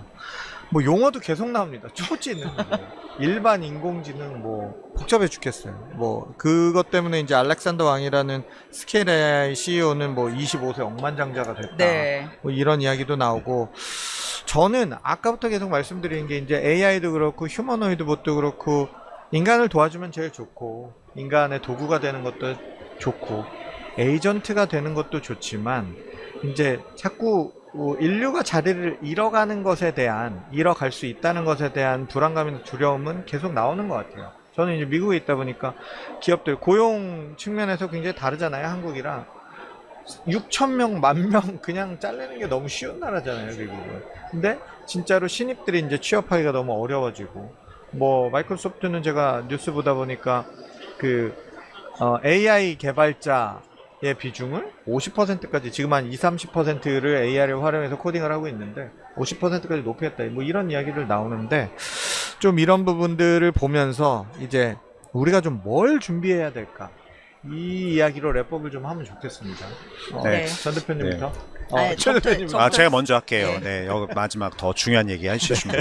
저 이제 우리 1월 초에 CS에서 시작해서 거대한 가전쇼, 그 다음에 2월에 바르셀로나에서 열리는 거대한 모바일 쇼, 그 다음에 텍사스 오스틴에서 열리는 거대한 컨텐츠 쇼, 네. 그 다음에 GTC라고 불리는 거대한 AI 쇼, 그리고 오늘 이 서울에서 열리는 거대한 STK, 네, 이렇게 이번에 5개를 다 우리가 혁신 원정대 원정을 하면서 종지부를 약간 찍는 느낌인데 지금 AI가 굉장히 파괴적인 변화를 지금 만들고 있는데 동시에 그 압도적으로 이 변화를 만드는 두 축이 바로 미국과 전 중국이라고 생각합니다. 어쩔 수가 없어요. 거대한 국가이고 거대한 기업들이 엄청나게 많고 어마어마한 자금과 어마어마한 시도들 또 다른 문화의 토대를 가지고 굉장히 큰 어떤 그 리더십을 발휘하고 있는데 우리는 과연 그럼 어떤 거를 고민하고 어떤 방향으로 가야 될까? 사실 혼자서 할 수 있는 일은 더 이상 존재하지 않고요. 또 과거에 성공했던 방식으로 미래도 똑같이 될 거라고 장담할 수 없는 시대를 살고 있고 그리고 과거에 잘 됐던 방식이 오히려 더 안 되게 만드는 또 악조건이 될 수도 있거든요. 그래서 그런 관점에서 저는 굉장히 많은 질문과 고민을 가져야 되는 시기라고 생각을 합니다. 근데 분명한 건 개방하고 협력하고 실패를 두려워하지 않고 끊임없이 시도하고 빠르게 변화하는 게 어쨌건 답을 찾는 제일 좋은 방법이거든요. 근데 우리가 이런 4개, 5개 키워드로부터 좀 먼 문화를 살고 있지 않나. 그래서 그 부분을 우리가 어떻게 다시 되찾고 이 분야를 우리가 그동안 잘해왔던 것처럼 또 잘할 수 있을까. 이런 고민들을 우리가 좀 계속 논의해가는 시간을 가졌으면 좋겠습니다. 네.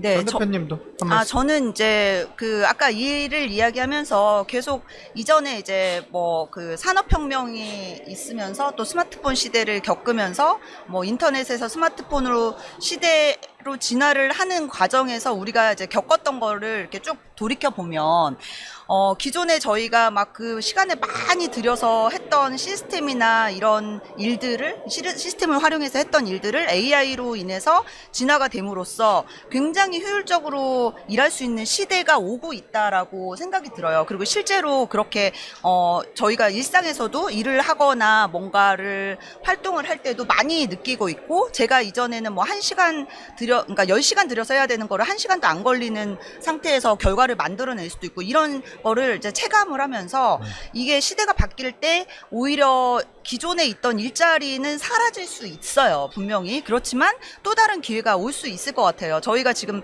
이 유튜브로 지금 라이브를 하고 있는데, 이 유튜브 불과 20년 전에 없었습니다. 세상에 있지도 않았던 거고, 다 그냥 정통 미디어에서만 통해서 우리가 TV를 통해서 봤던 것들을 지금 아무 데서나 돌아다니면서 미디어 콘텐츠를 접할 수 있고, 그러면서 엄청나게 많은 크리에이터들이 생기고 그 사람들이 또 그걸 통해서 수익을 얻고 있기 때문에, 지금 이렇게 변화하는 시대에 누군가는 자기가 기존에 하던 방식으로 일을 했을 때 일자리를 잃을 수 있지만, 누군가는 또 새로운 일자리가 탄생을 했을 때 거기에서 기회를 얻을 수도 있고, 내가 뭐 많은 리소스를 써서 해야 됐던 그런 투자를 적게 쓰고도 많은 결과를 낼 수 있는, 어떻게 보면 사람들이 조금 더 삶의 질이 높아지고 내가 더 나를 위해서 시간을 쓸 수 있는 그런 기회를 AI를 통해서 얻게 되지 않을까, 이런 생각을 요즘 많이 하고 있습니다.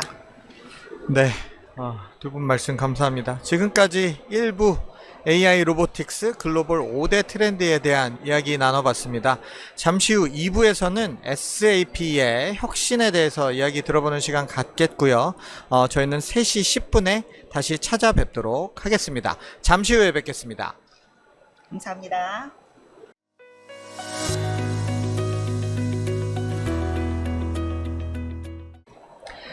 네, 더밀크 혁신원정대 STK2025 라이브 2부 순서 시작하도록 하겠습니다. 2부의 문을 열어줄 패널 소개해드리겠습니다. 기업용 소프트웨어 분야 업계 1위 SAP 코리아의 정대영 박사님 모셨습니다. 박사님 안녕하세요. 네, 안녕하세요. 네. 네, 지금 현장 방송이다 보니까 저희가 또 이런 묘미가 있습니다. 저희 지금 레이저 쏘고 계신 분들이 많으세요, 서가지고. 네. 박수 쳐주시는 수많은 분들 감사합니다. 네, 정 박사님 간략하게 본인 소개 좀 부탁드리겠습니다. 네네, 저는 SAP 코리아에서 제조산업, 유통산업 쪽의 비즈니스를 담당하고 있는 정대영이라고 합니다. 네. SAP 다닌 지는 한 14년 정도 됐고요. 네네. 네, 그 경험을 바탕으로 해서 오늘 좀 설명을 드리도록 하겠습니다. 네, 고맙습니다. 먼저 SAP 하면 너무 유명한 회사잖아요. 네. 너무 훌륭한 회사고. 그런데 딱히 SAP 뭐 하는 회사지? 라고 이렇게 머릿속에 떠올려 보려면 잘 안 떠오를 때가 있어요. 저만 그럴 수도 있지만 네. 이 SAP가 어떤 회사인지, 또 SAP 코리아 어떤 사업에 특화되어 있는지 좀 소개해 주시면 감사하겠습니다. 네, SAP라는 이름과 회사에 대해서는 너무 잘 알고 계시는데 SAP가 뭐 하는 회사인지 잘 모르겠다고 하시면 제 잘못이 상당히 큽니다. 네, 네. 근데 이제 SAP에 대해서 뭐 간략하게 먼저 좀 설명을 드린다면, 그 독일 회사입니다. 네. 독일 발도르프에 본사를 두고 있는 기업용 소프트웨어 회사이고요. 그러니까 철저히 B2C 영역은 안 하고 네. B2B에만 일단 집중을 하고 있습니다. 그래서 제가 한 페이지로 간략히 준비했던 것처럼 이제 소프트웨어라고 하는 한 품목을 가지고 작년에는 매출이 한 54조 원 정도 네. 됐었고요. 네, 독일 내에서는 시가총액 1위를 하고 있는 이제 회사입니다. 네네. 그리고 이제 기업들 같은 경우에는 뭐 국내나 해외의 거의 모든 대기업들은 SAP 소프트웨어를 다 사용하고 쓰고 있는 있죠. 고객이시고요. 네네. 그리고 이제 한마디 더 드린다면은 그 중견 중소기업이라고 얘기하는 곳들도 SAP 전체 고객의 한 80% 정도를 이제 구성을 하고 있습니다. 네. 그리고 SAP 그러면 국내에서는 적어도 딱 하나를 떠오르시는 게 있어요. 네. 그게 이제 ERP거든요. 네, ERP. 네, 그래서 전사적 자원관리라고 얘기하는 ERP 영역에 있어서는 이제 독보적인 1등이다라고 네. 이제 다 이해를 하고 계시는데, 이 외에도 뭐 서플라이 체인 매니지먼트, 뭐 커스터머 익스피리언스, 그다음 이제 HR, 구매 영역에 이르기까지 해서 다양한 솔루션을 가지고 있고요.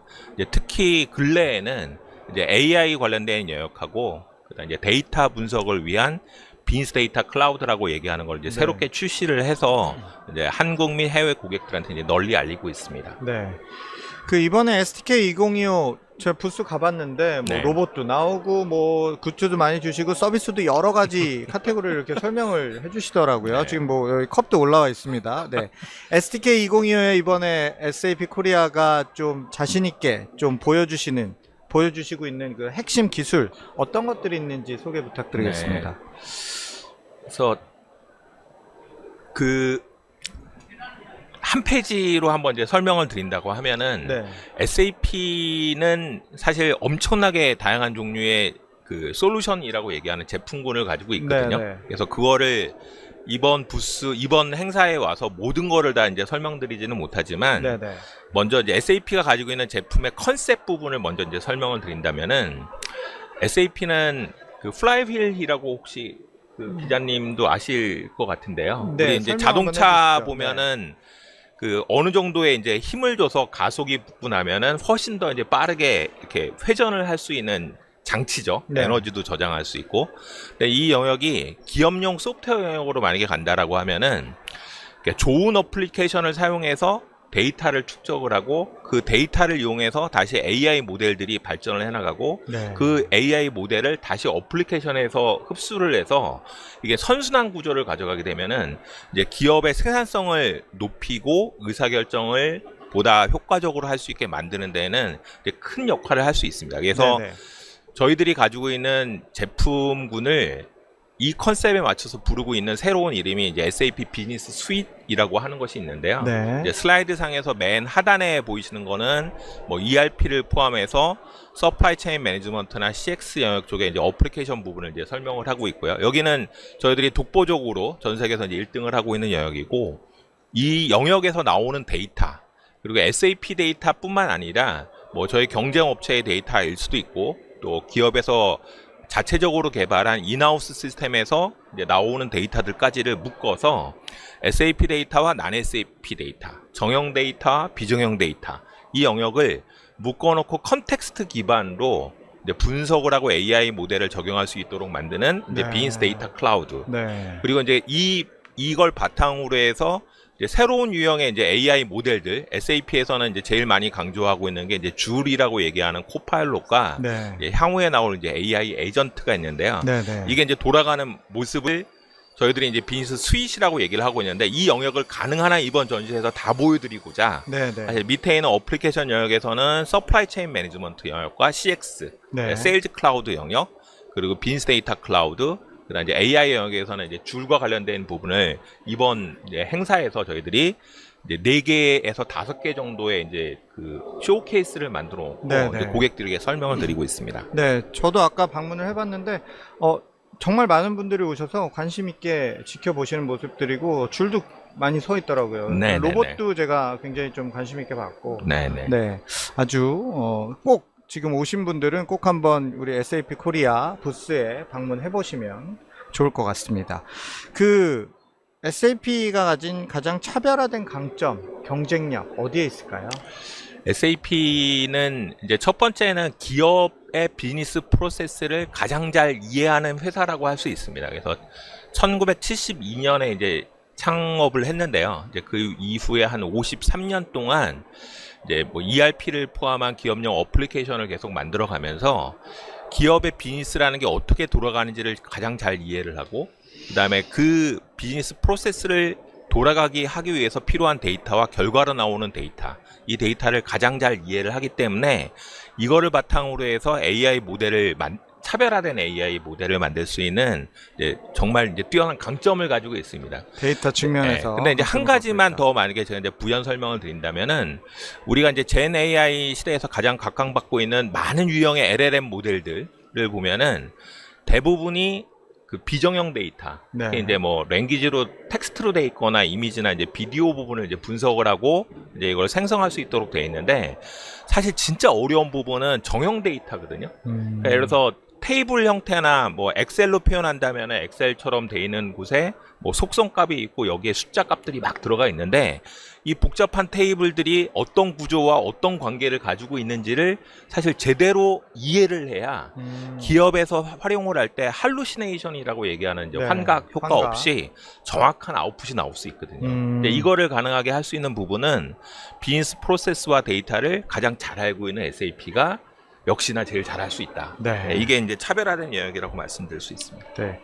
그 여러 산업군에서 좀 폭넓게 이런 기술들이 적용이 될 수 있잖아요. 네네. 근데 또 저희가 오늘 이번 STK 안에서 이렇게 방송을 하면서 느꼈던 것들이 이제 제조업 분야, 저희 그 대한민국의 백본이 되는 그런 산업군의 네네. 제조업 분야에서 AI가 어떻게 솔루션으로 이렇게 제시가 되고 있느냐에 대한 부분이 포커스가 많이 맞춰지고 있는데 SAP도 제조업군 사용 사례 같은 것들이 좀 있을 것 같습니다. 네네네.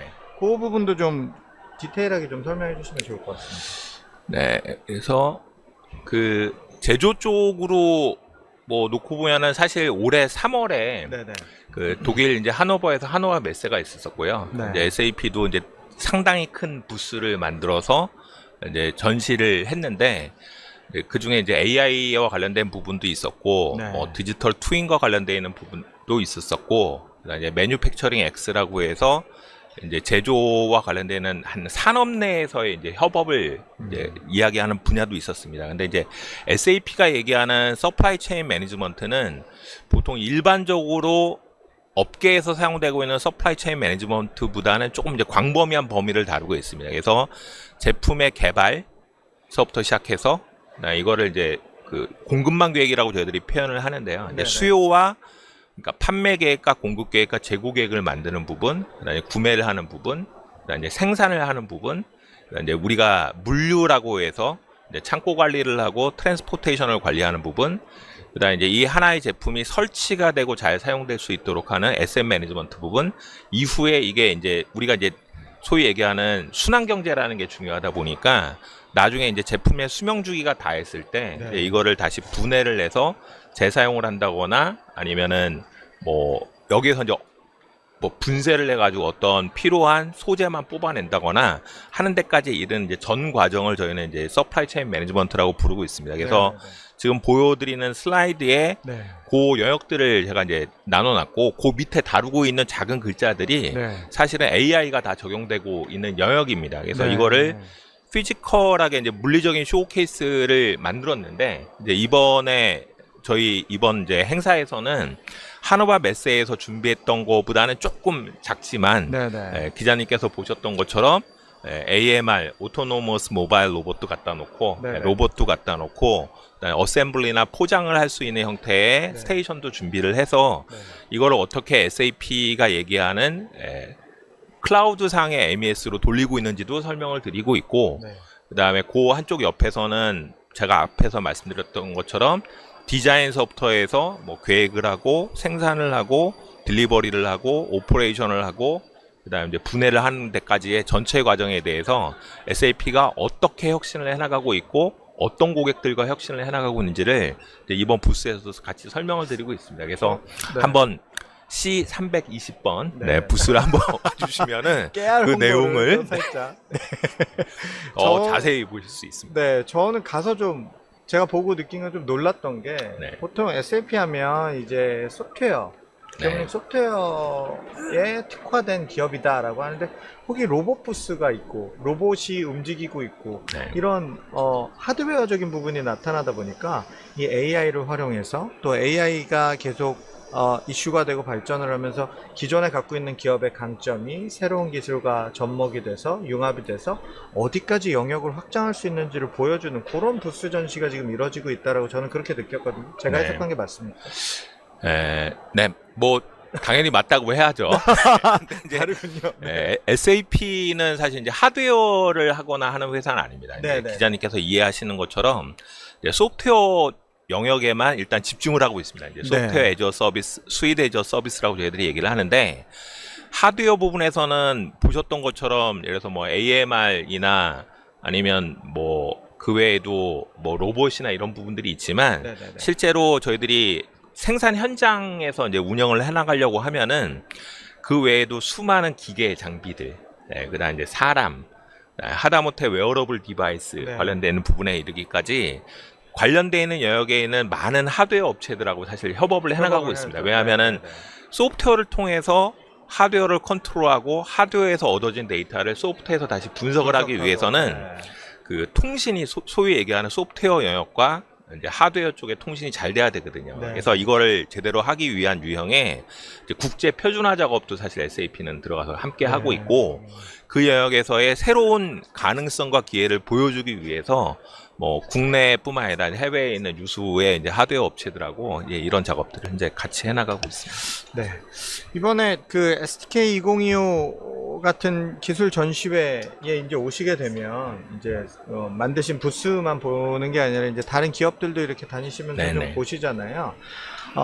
특별히 이번에 얻으실 수 있었던 어떤 그런 인사이트가 있으시면 좀 공유해 주시면 좋을 것 같습니다.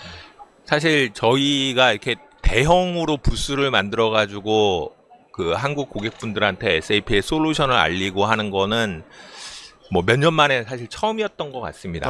네, 몇 년 네. 만에 한국 내에서 하는 거는 몇 년 네. 만에 처음이었던 것 같은데, 일단 뭐 저희들이 행사에 참여하는 첫 번째 목적 자체는 저희들이 하고 있는 혁신을 고객들한테 알리기 위한 게 사실은 제일 큰 목적이기도 하지만, 네.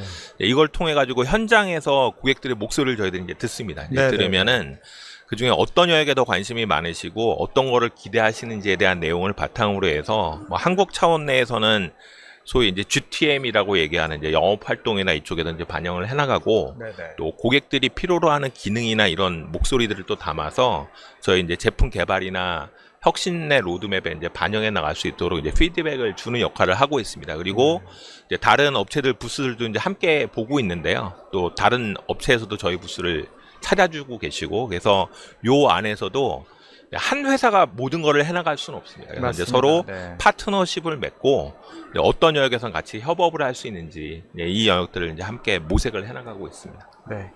최근에 저희는 이제 기술과 관련된 이야기들을 많이 하다 보니까 새로운 기술들, 사실 새롭지는 않죠. 계속 연구가 되어 왔으나 최근에 새롭게 부각이 되고 아주 수면 위로 올라와서 막 융합이 되고 있는 이런 영역들이 많이 있잖아요. 뭐 AI는 이제 기본이 네네. 뭐 로봇이라든가 디지털 헬스케어라든가 이런 다양한 기술들 좀 나오고 있는데, 어떤 다른 기술 분야와 접점 혹은 뭐 시너지가 날 수 있는 융합 가능성 측면에서도 좀 소개를 해주시면 좋을 것 같습니다.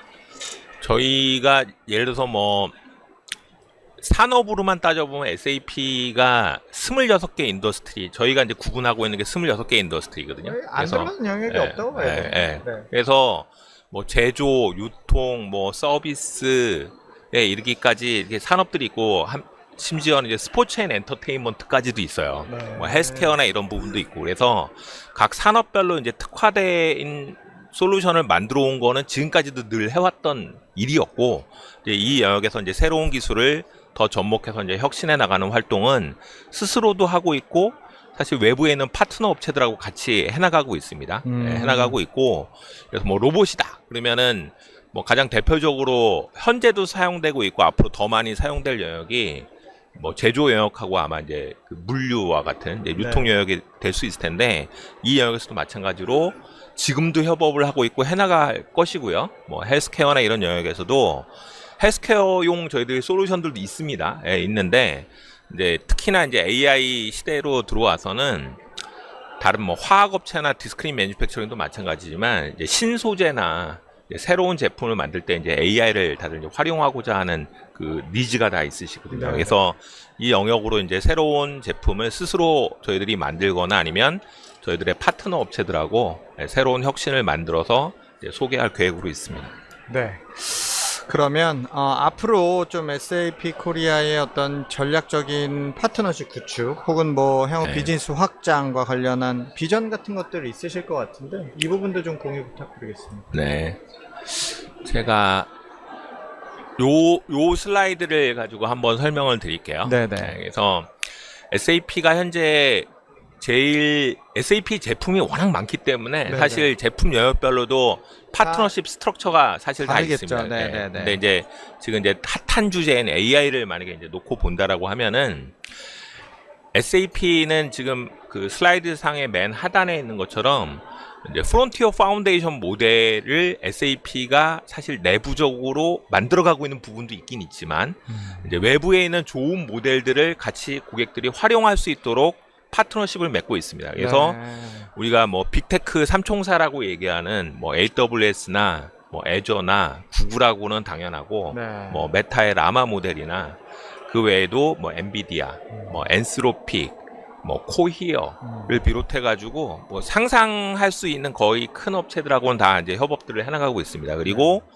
저희가 이제 대화형의 코파일롯이라고 얘기하는 이제 AI 인터페이스가 있는데 이제 이 영역에서는 퍼플렉시티하고 지금 이제 협업을 발표를 해서 네네.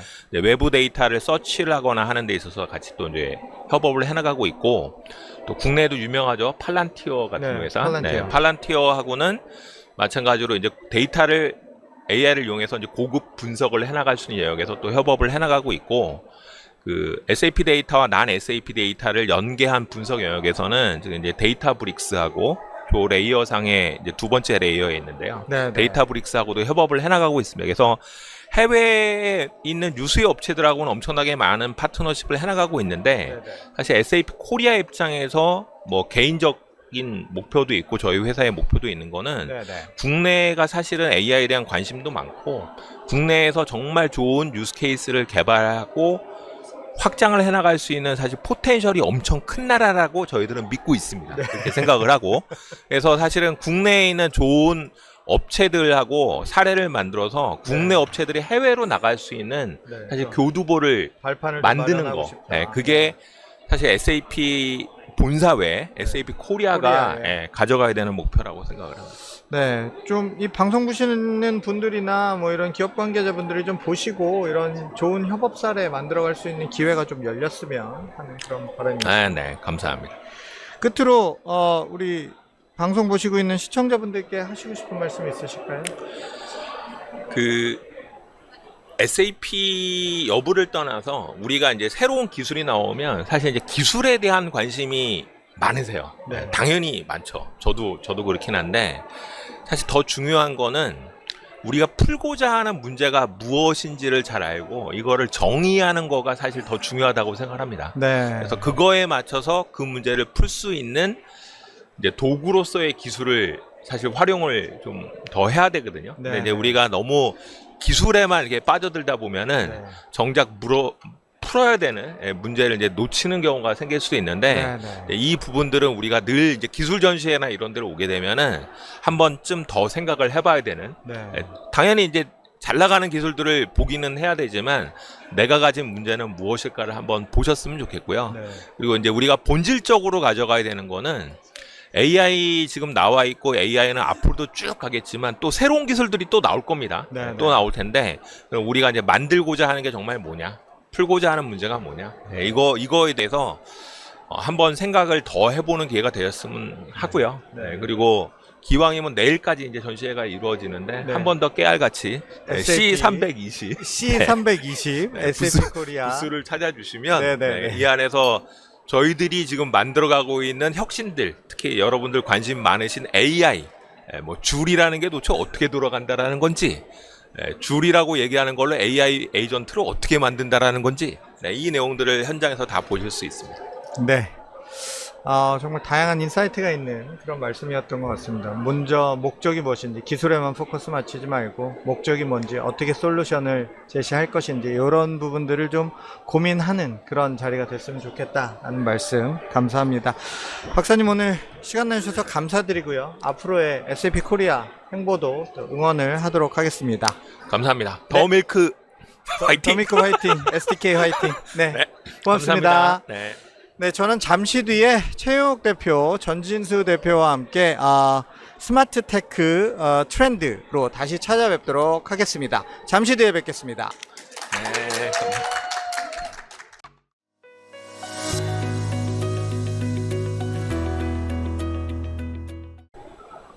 네, 2부 순서 다시 시작하도록 하겠습니다. 1부에서는 저희 AI와 로봇 분야 5대 트렌드에 대해서 살펴봤고요. 좀 전에 SAP 예, 기업 탐방도 한번 해봤습니다. 2부에서는 스마트 태그를 주제로 잡았습니다. 맞습니다. 네. 네. 지금부터 5가지 스마트 테크 트렌드 전해드릴 텐데요. 먼저 첫 번째 트렌드, 헬스케어의 고도화. AI로 고도화하는 헬스케어라는 주제로 우리 최 대표님께서 강력하게 주장을 하셨어요. 네.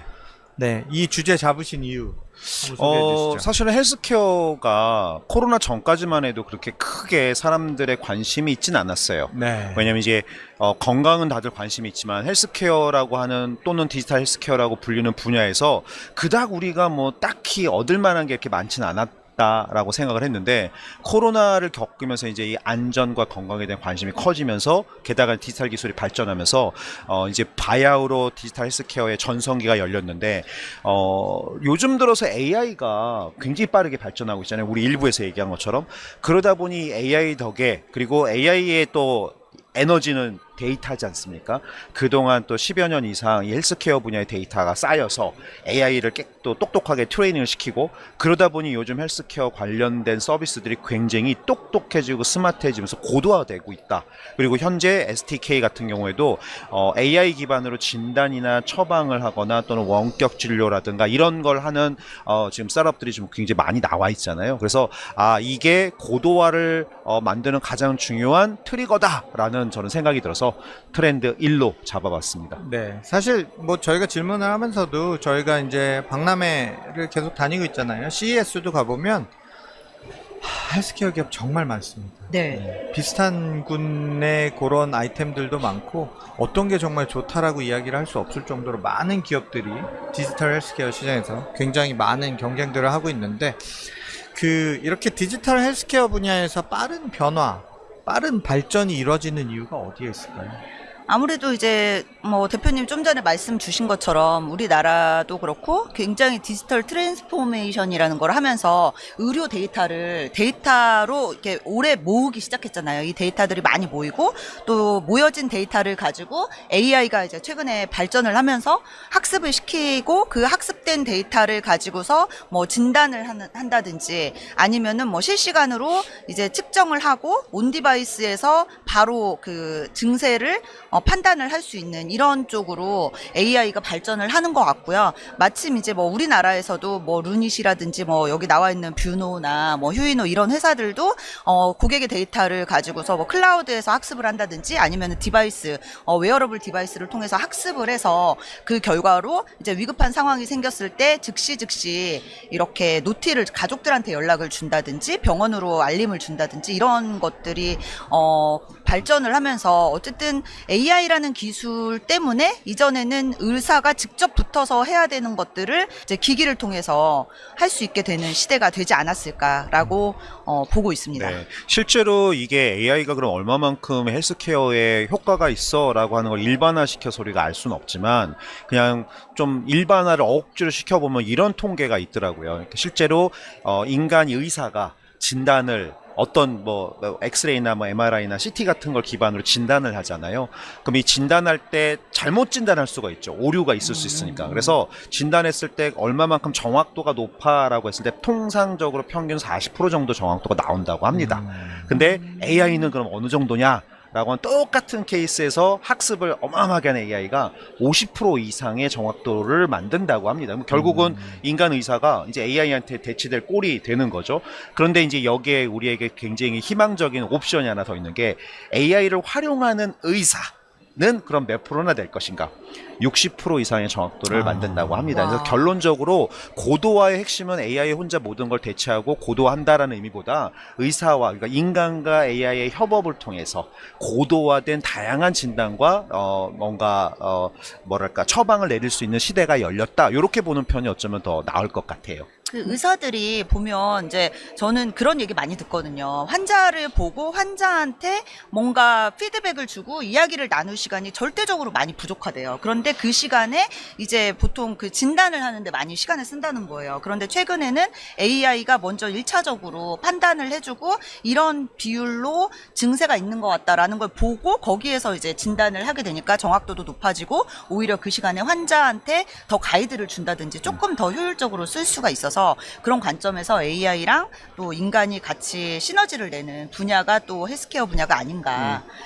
저는 근데 궁금한 게 헬스케어 분야는 정말 빠르게 성장하고 있잖아요. 근데 헬스케어 디지털 헬스케어 시장에서 돈을 잘 벌고 크게 성공했다라는 기업을 아직 못 본 것 같거든요. 이 왜 그런 걸까요?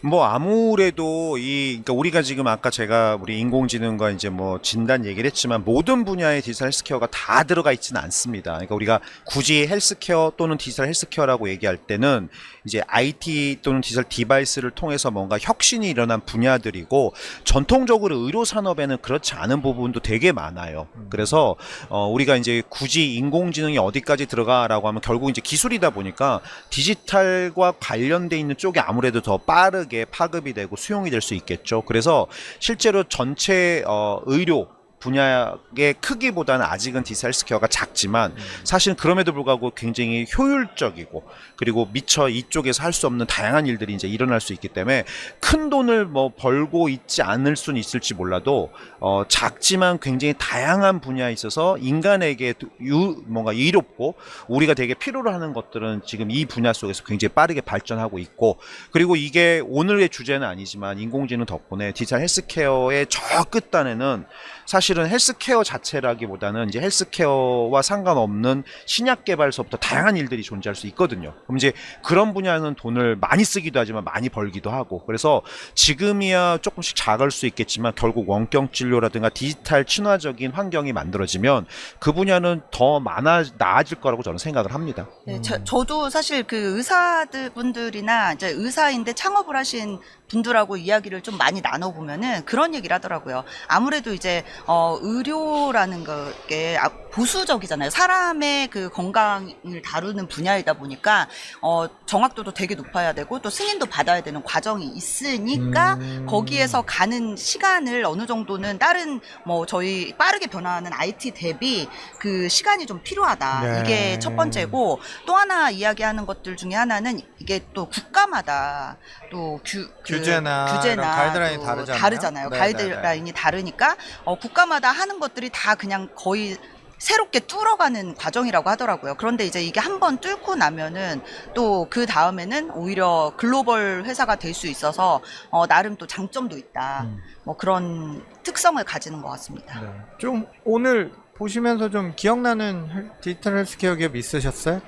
저는 이제 저기 스마트 사운드라고 네네네. 그 청진기? 네, 청진기, 포터블 청진기인데 이걸 집에서 그냥 이렇게 대면은 이 사운드를 의사들만 판단하고 있는 거를 AI가 이제 1차적으로 판단을 해서 알려주고 뭐 잠재적으로 어떤 이슈가 있는지를 1차적으로 집에서 체크를 할 수 있는 저 기계도 굉장히 인상 깊었고 네네네. 또 뭐 여기 뷰티텍 으로 이렇게 피부 상태를 진단해주는 이런 회사들도 있었고 네네. 또 뭐 혈당 우리 이제 요즘에 혈당 관리. 혈당 관리해주는 뭐 다들 관심이 저도 많잖아요. 필요해요. 네, 혈당 관리. 맞아요. 그래서 혈당 관리해주는 솔루션도 나와 있고 뭐 한국 회사들이 또 이쪽으로는 좀 강점이 있는 회사들이 많은 것 같습니다. 네.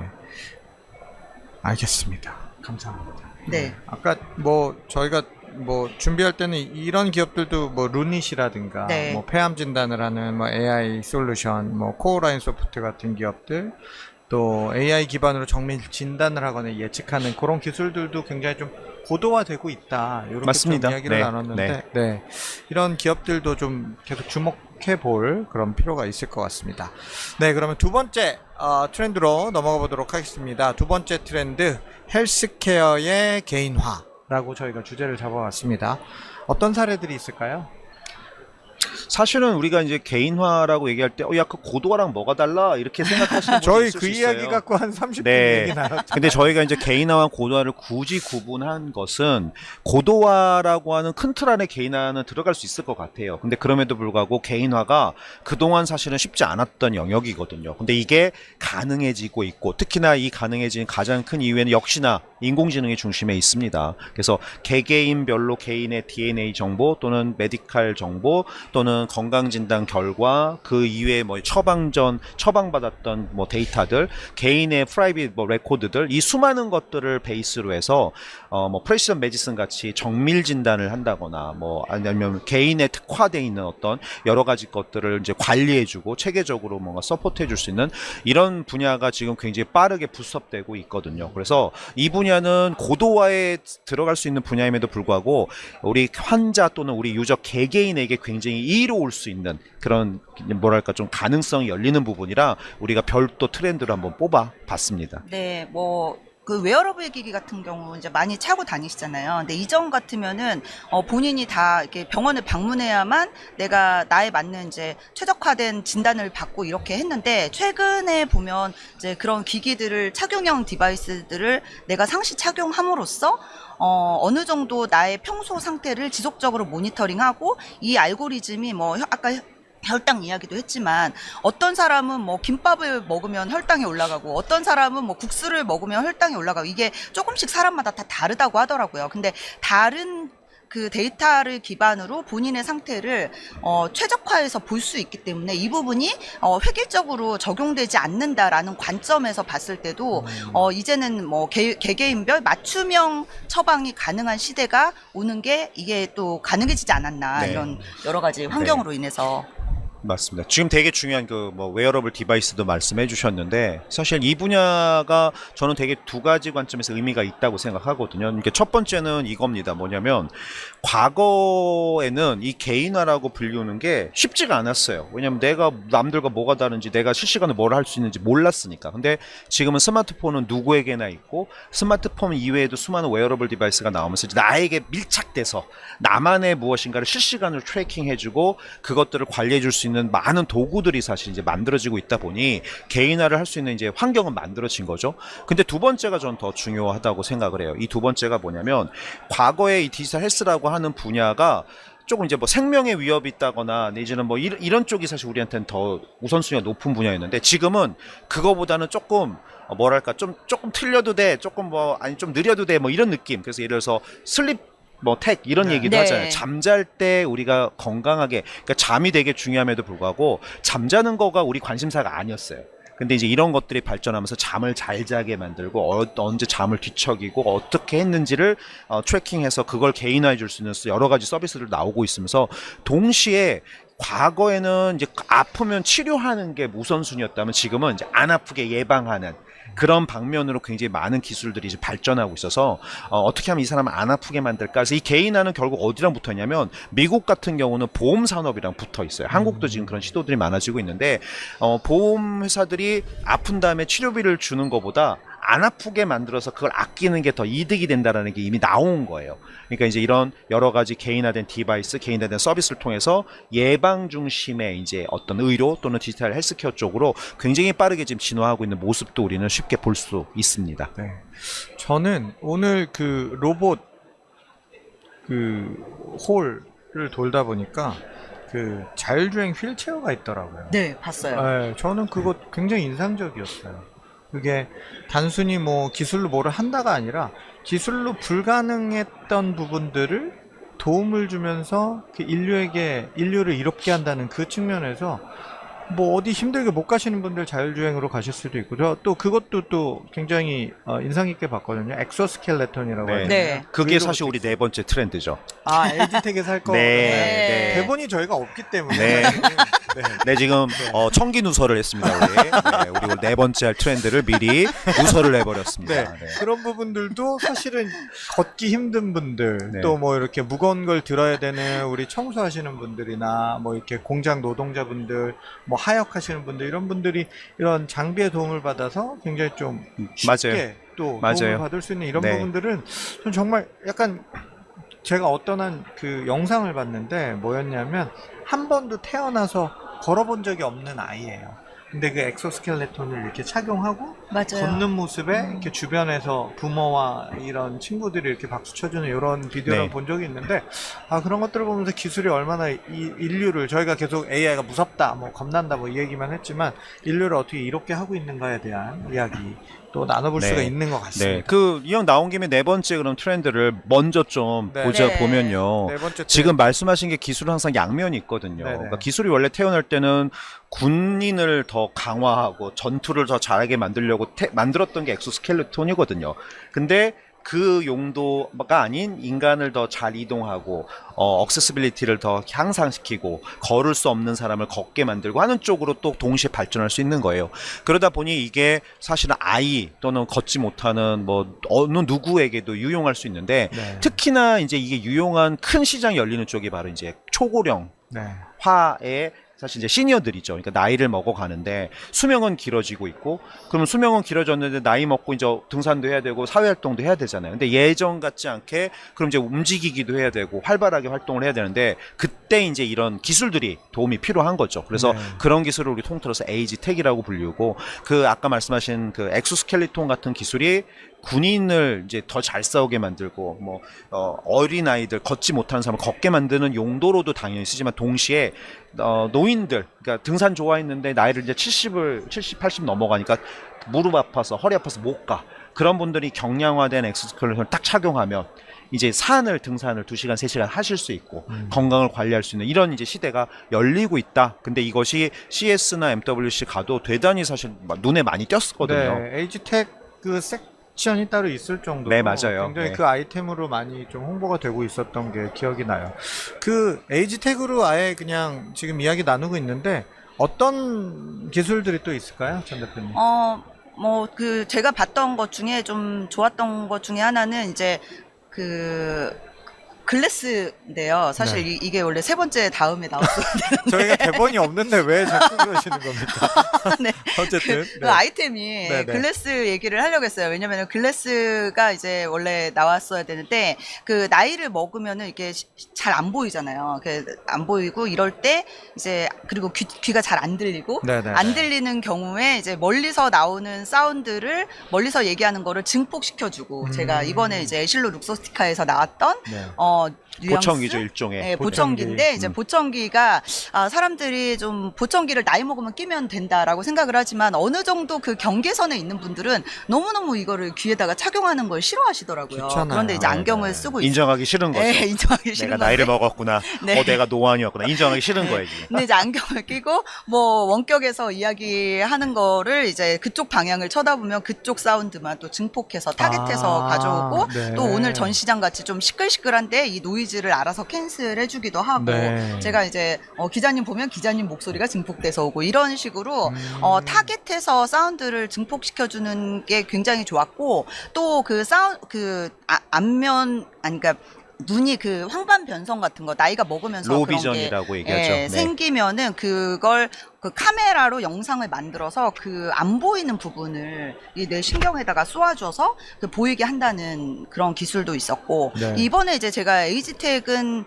좀 CS에서도 많이 봤었는데 굉장히 그런 여러 가지 아이템들이 좋았고 또 하나는 이제 그 이명 같은 거 있잖아요. 그러니까 이명은 약이 없는 분야인데 네. 이 이명을 또 게임 안에서 그 사운드 컨트롤을 해서 내가 훈련을 함으로써 점점 없애주는 이런 기술도 이제 한국의 모 대학교에서 이제 나왔는데 그런 기술들도 너무 좋았던 것 같습니다. 그리고 아까 그 엑소스켈레톤 같은 경우는 제가 굉장히 그 몸이 불편한 사람들에게 기회를 주는 것도 되게 중요한데 나이가 드신 분들이 일을 하고 싶어 하는데 이제 막 무릎이 아프면 일을 못 하시잖아요. 근데 이제 서울의 모 구청에서 그 환경 하시는 분들 그런 환경 뭐라고 하지?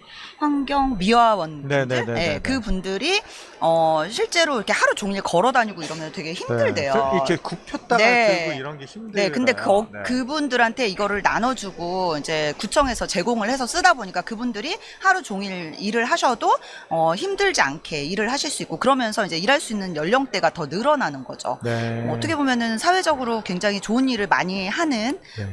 분야라고 생각합니다. 네. 제가 이 에이지텍 분야 뭐가 있을까 뭐 사례들 좀 찾아보니까 뭐 스마트 홈은 뭐 기본적으로 들어가고 그다음에 돌봄 로봇 네. 이렇게 돌아다니면서 뭐 이렇게 시니어분들 좀 도와주거나 그다음에 뭐 주거 안전 기술 뭐 인지 그다음에 메타버스를 활용한 가상 커뮤니티 활동 전 이거 되게 중요하다고 생각하거든요. 몸이 불편해서 못 나가시는데 가상으로 커뮤니티 활동을 한다던가 모빌리티를 보조해 준다는 거 아까 엑소스켈레톤도 마찬가지고 그다음에 시니어 전용 무인 전기차 뭐 이런 부분 네. 그러니까 아까 말씀하셨던 그 휠체어 같은 경우도 사실은 이제 자동으로 이게 휠체어 조종하다가도 사고 납니다. 잘못 조종하거나 네. 운전 잘못하면 넘어지기도 하는데 이제 그걸 자율적으로 함으로 인해서 그런 도움을 주기도 하고 그리고 이제 말씀하신 것처럼 뭐 메타버스 기술, XR 기술, AR 기술들이 뭐 휴머노이드도 마찬가지고 로봇 기술도 마찬가지고 결국은 아까 우리 일부에서 얘기했잖아요. 목적이 뭐냐, 어떤 문제를 풀고 싶으냐, 그걸 풀기 위해서 어떻게 활용할 것이냐 이제 이게 가장 중요한 전 질문이라고 생각하는데 그 관점에서 노인들을 잘 읽질 못하는데 잘 읽게 만들어야겠다. 노인들이 활동해야 되는데 움직이지 못하니까 움직이게 만들어야겠다. 노인들이 건강하게 등산도 하고 친구도 만나게 하고 싶은데 그걸 못하니까 그걸 하게 도와줘야겠다. 이렇게 문제를 푸는 방향으로 굉장히 다양한 시도들이 지금 일어나고 있고 그 모든 것들을 통틀어서 우리가 에이지텍이라고 얘기를 하고 있습니다. 그래서 이 분야는 일본, 한국, 중국 뭐 공이 다 지금 초고령화가 되고 있고 빠르게 지금 우리 시니어들이 늘어나고 있잖아요. 그래서 굉장히 좀 포텐셜도 크고 앞으로 사업성도 굉장히 크면서 우리나라 또는 일본 같은 좀 뭐랄까 선진국화되고 있는 국가들이 중점적으로 좀 고민을 해야 되는 산업 분위기다라고 생각을 합니다. 네, 맞습니다. 맞습니다. 그러면 다음 트렌드로 넘어가 보도록 하겠습니다. 사실 이 트렌드를 먼저 좀 다루고 넘어가려고 했는데, 네, 네, 자연스럽게 누가 눈치 없이 네. 아까 뭐 먼저 얘기를 하는 바람에 대본 네. 얘기를 하시는 바람에 다음 트렌드는 XR과 AI의 크로스오버라는 주제로 저희가 좀 네이밍을 달아봤습니다.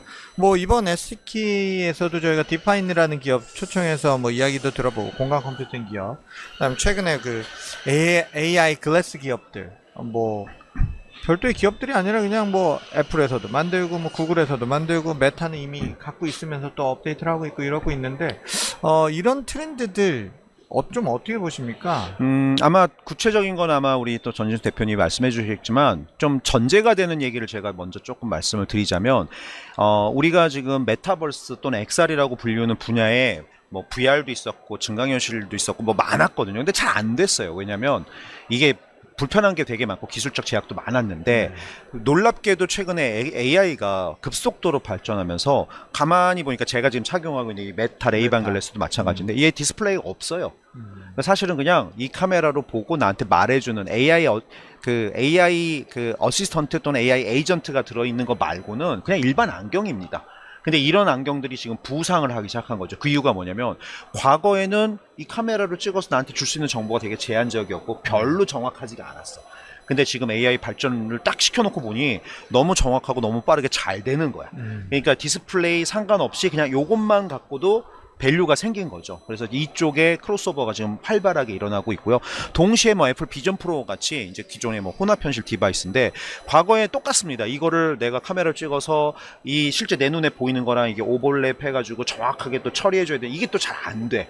근데 컴퓨팅 파워가 발전하고 좋아지면서 이제 굳이 이거를 내 눈으로 보는 거랑 이거를 뭐 오버레이 시키는 게 아니라 그냥 다 카메라로 찍어서 내 눈에 다 보여주는 거죠. 이걸 패스트루라고 하는데 그런 기술들이 또 발전하면서 이제는 보면 야 그렇게 할 필요 없잖아. 그냥 다 찍어서 그냥 다 보여주자. 이래서 뭐 비전 프로라든가 여러 가지 혼합현실 디바이스들이 쏟아져 나오고 있어서 그런 관점에서 크로스오버가 과거에 막혀 있었던 여러 가지 사용성 또는 여러 가지 활용에 대한 부분들을 굉장히 좀 뭔가 트리거할 수 있는 그런 환경은 만들어졌다. 저는 이렇게 봅니다. 네, 우리 메타버스의 언니, 네. 네. 공간 컴퓨팅의 대가 전 대표님은 어떻게 보십니까? 네, 저도 비슷하게 기존에 이제 기술적으로 한계가 있었던 부분이 AI로 인해서 옛날에는 카메라 영상 받으려면은 굉장히 딜레이가 있고 어지럽고 화질도 낮고 이런 테크니컬한 이슈들이 많이 이제 부상하고 있다. 그러니까 많이 이제 좋아져서 그 문제가 해결됨으로써 이 시대가 오고 있다라는 게 이제 하나라고 하면 또 하나 큰 문제점 중에 하나는 사실 잘 아시겠지만 인터페이스였거든요. 맞아요. 기존에는 이걸 이제 3D로 보여주고 3D 컨텐츠가 내가 굉장히 익숙하게 컨트롤 할 수 있어야 되는 이런 UX가 필요한데 이런 것들이 디바이스마다 너무 다르고 디바이스 UX도 디바이스 다르기도 하지만 그 민감도라든지 컨트롤하는 방식들이 다 다르다 보니까 유저들이 그걸 쓰면서 너무 피곤한 거예요. 내가 이거를 이렇게 써야 되냐. 그리고 이 디바이스에서는 클릭을 했는데 저 디바이스에는 돌려야 된다든지 잡아야 된다든지 이게 다 다르니까 너무 피곤한 거예요. 그래서 거부감이 좀 있었어요. 그런데 최근에 이제 AI가 발달을 하니까 게다가 이제 멀티모달이 되잖아요. 보시는 것처럼 이제 그 기존에는 보이스로 했던 인터페이스 이런 것들이 이제 글래스 안으로 들어와서 내가 뭔가를 하려고 할 때 메일 띄워줘. 애플 비전 프로도 메일 띄워줘. 그럼 메일 뜨고 누구한테 보내줘. 그럼 보내주고 메시지 띄워줘. 그러면 띄워주고 이런 것들이 보이스로 되니까 사람들한테 익숙한 인터페이스가 제공이 되고 또 하나는 이제 이 AI로 인해서 이 컨텐츠들이 이제 조금 더 실감나게 보여지는 거예요. 그래서 실감나게 보여지니까 기존에 막 피곤하고 어지럽고 하는 것들이 이제 줄어들고 해서 결국은 이 모든 XR 관점에서의 장애물들이 AI로 인해서 다 개선이 되고 고객한테 친화적인 UX가 제공이 되면서 사람들이 이제 XR을 점점 더 받아들일 수 있는 단계로 가고 있다라는 거고 지금 여기 나와 있는 글래스들도 제가 이렇게 써보면서 보면 가장 많이 보여주고 있는 유스 케이스가 번역이에요. 번역인데 이게 그러니까 기존 같으면은 무슨 언어로 바꿔주세요를 내가 매뉴얼하게 다 하고 그게 나온 내가 얘기를 하면은 중국어로 얘기를 해줬을 때 이게 한국말로 번역이 돼서 나올 때까지 너무 오래 기다렸어야 되거든요. 오래 기다리고 막 이것도 다 틀려. 자막 번역도. 그랬는데 지금 제가 직접 해보니까 굉장히 자연스럽게 되고 그다음에 언어도 자동으로 이렇게 디텍션 해가지고 어떤 언어인지 알아맞추고 결국은 이 AI가 발달을 함으로 인해서 그 전에 저희가 나름 이제 장벽이 있다라고 생각했던 XR의 허들이 줄어들고 일상에서 쓸 수 있는 유스 케이스가 더 많이 나옴으로 인해서 XR과 AI가 제대로 크로스오버가 되는 시기를 맞이하지 않게 되었나라고 생각을 해봤습니다. 네. 조만간 또 어떤 변화가 나올지 좀 기대를 해봐도 네. 네, 더 빠르게 발전하면서 더 다양한 디바이스들과 다양한 시도들은 반드시 나온다. 네. 네. 알겠습니다. 그러면 오늘의 마지막 트렌드, 마지막 5번째 트렌드로 넘어가 보도록 하겠습니다. 마지막 트렌드는 바로 보안입니다. 더 중요해진 일상의 보안이라는 네. 주제로 이야기 나눠보도록 네. 하겠습니다. 지금 이 SDK에도 보안이 전체의 6개 행사 중에 독립적으로 또 하나의 큰 행사로 지금 치러지고 네, 있는데 맞습니다. 네. 보안에 대한 관심은 사실 모두에게 있습니다. 근데 이제 사실 관심은 있는데 재미는 없죠. 왜냐면 되게 중요하고 네. 그래서 얼마 전에 또 보안 사고도 계속 일어나고 있고 이게 일어날 때마다 또 천문학적인 비용이 들기도 하지만 또 개인의 소중한 정보들이 이렇게 밖으로 막 나감으로 인해서 또 2차, 3차의 피해들도 생길 수 있잖아요. 그래서 굉장히 중요함에도 불구하고 이 보안은 늘 발전합니다. 그러니까 보안의 기술만 발전하고 해킹 기술 발전하고 그러다 보니까 얘는 결국은 끊임없는 그러니까 종착역 없는 기차처럼 달려야 되는데 지금 이 보안의 관점에서 특히나 더 중요해지고 있는 이유는 AI 발전 때문이죠. 그러니까 AI 발전 때문에 카메라가 달려있는 수많은 디바이스. 그러니까 이전에는 그냥 IP캠 요거 하나만 있어서 걔 그냥 꺼놓으면 그냥 그만이었다라고 치면 로봇 청소기, 휴머노이드, 집에 다니는 수많은 것들, 또 배달 로봇, IoT 수많은 디바이스들 등등을 해서 드론도 마찬가지겠지만 이런 센서 퓨전이라고 불리는 예전에는 그냥 센서와 카메라가 다른 것처럼 느껴지면 지금은 사실 카메라도 엄청나게 파워풀한 맞아요. 센서잖아요. 그래서 이런 것들 그리고 우리 AI가 똑똑해지니까 스마트폰 앞에 놓고 뭐라고 얘기했는데 막 광고가 나중에 떴다 막 이런 얘기들 되게 많잖아요. 그럼 되게 그렇게 많아요, 요즘에. 보안이라고 불리울 수 있는 여러 가지 이슈들이 과거보다 더 우리 일상에 밀착돼서 일어나고 있는 게 현실이고 로봇 청소기 같은 경우에 얼마 전에 뉴스에도 나왔잖아요. 이렇게 내가 목욕하고 나왔는데 로봇 청소기 날 쳐다보고 있더라.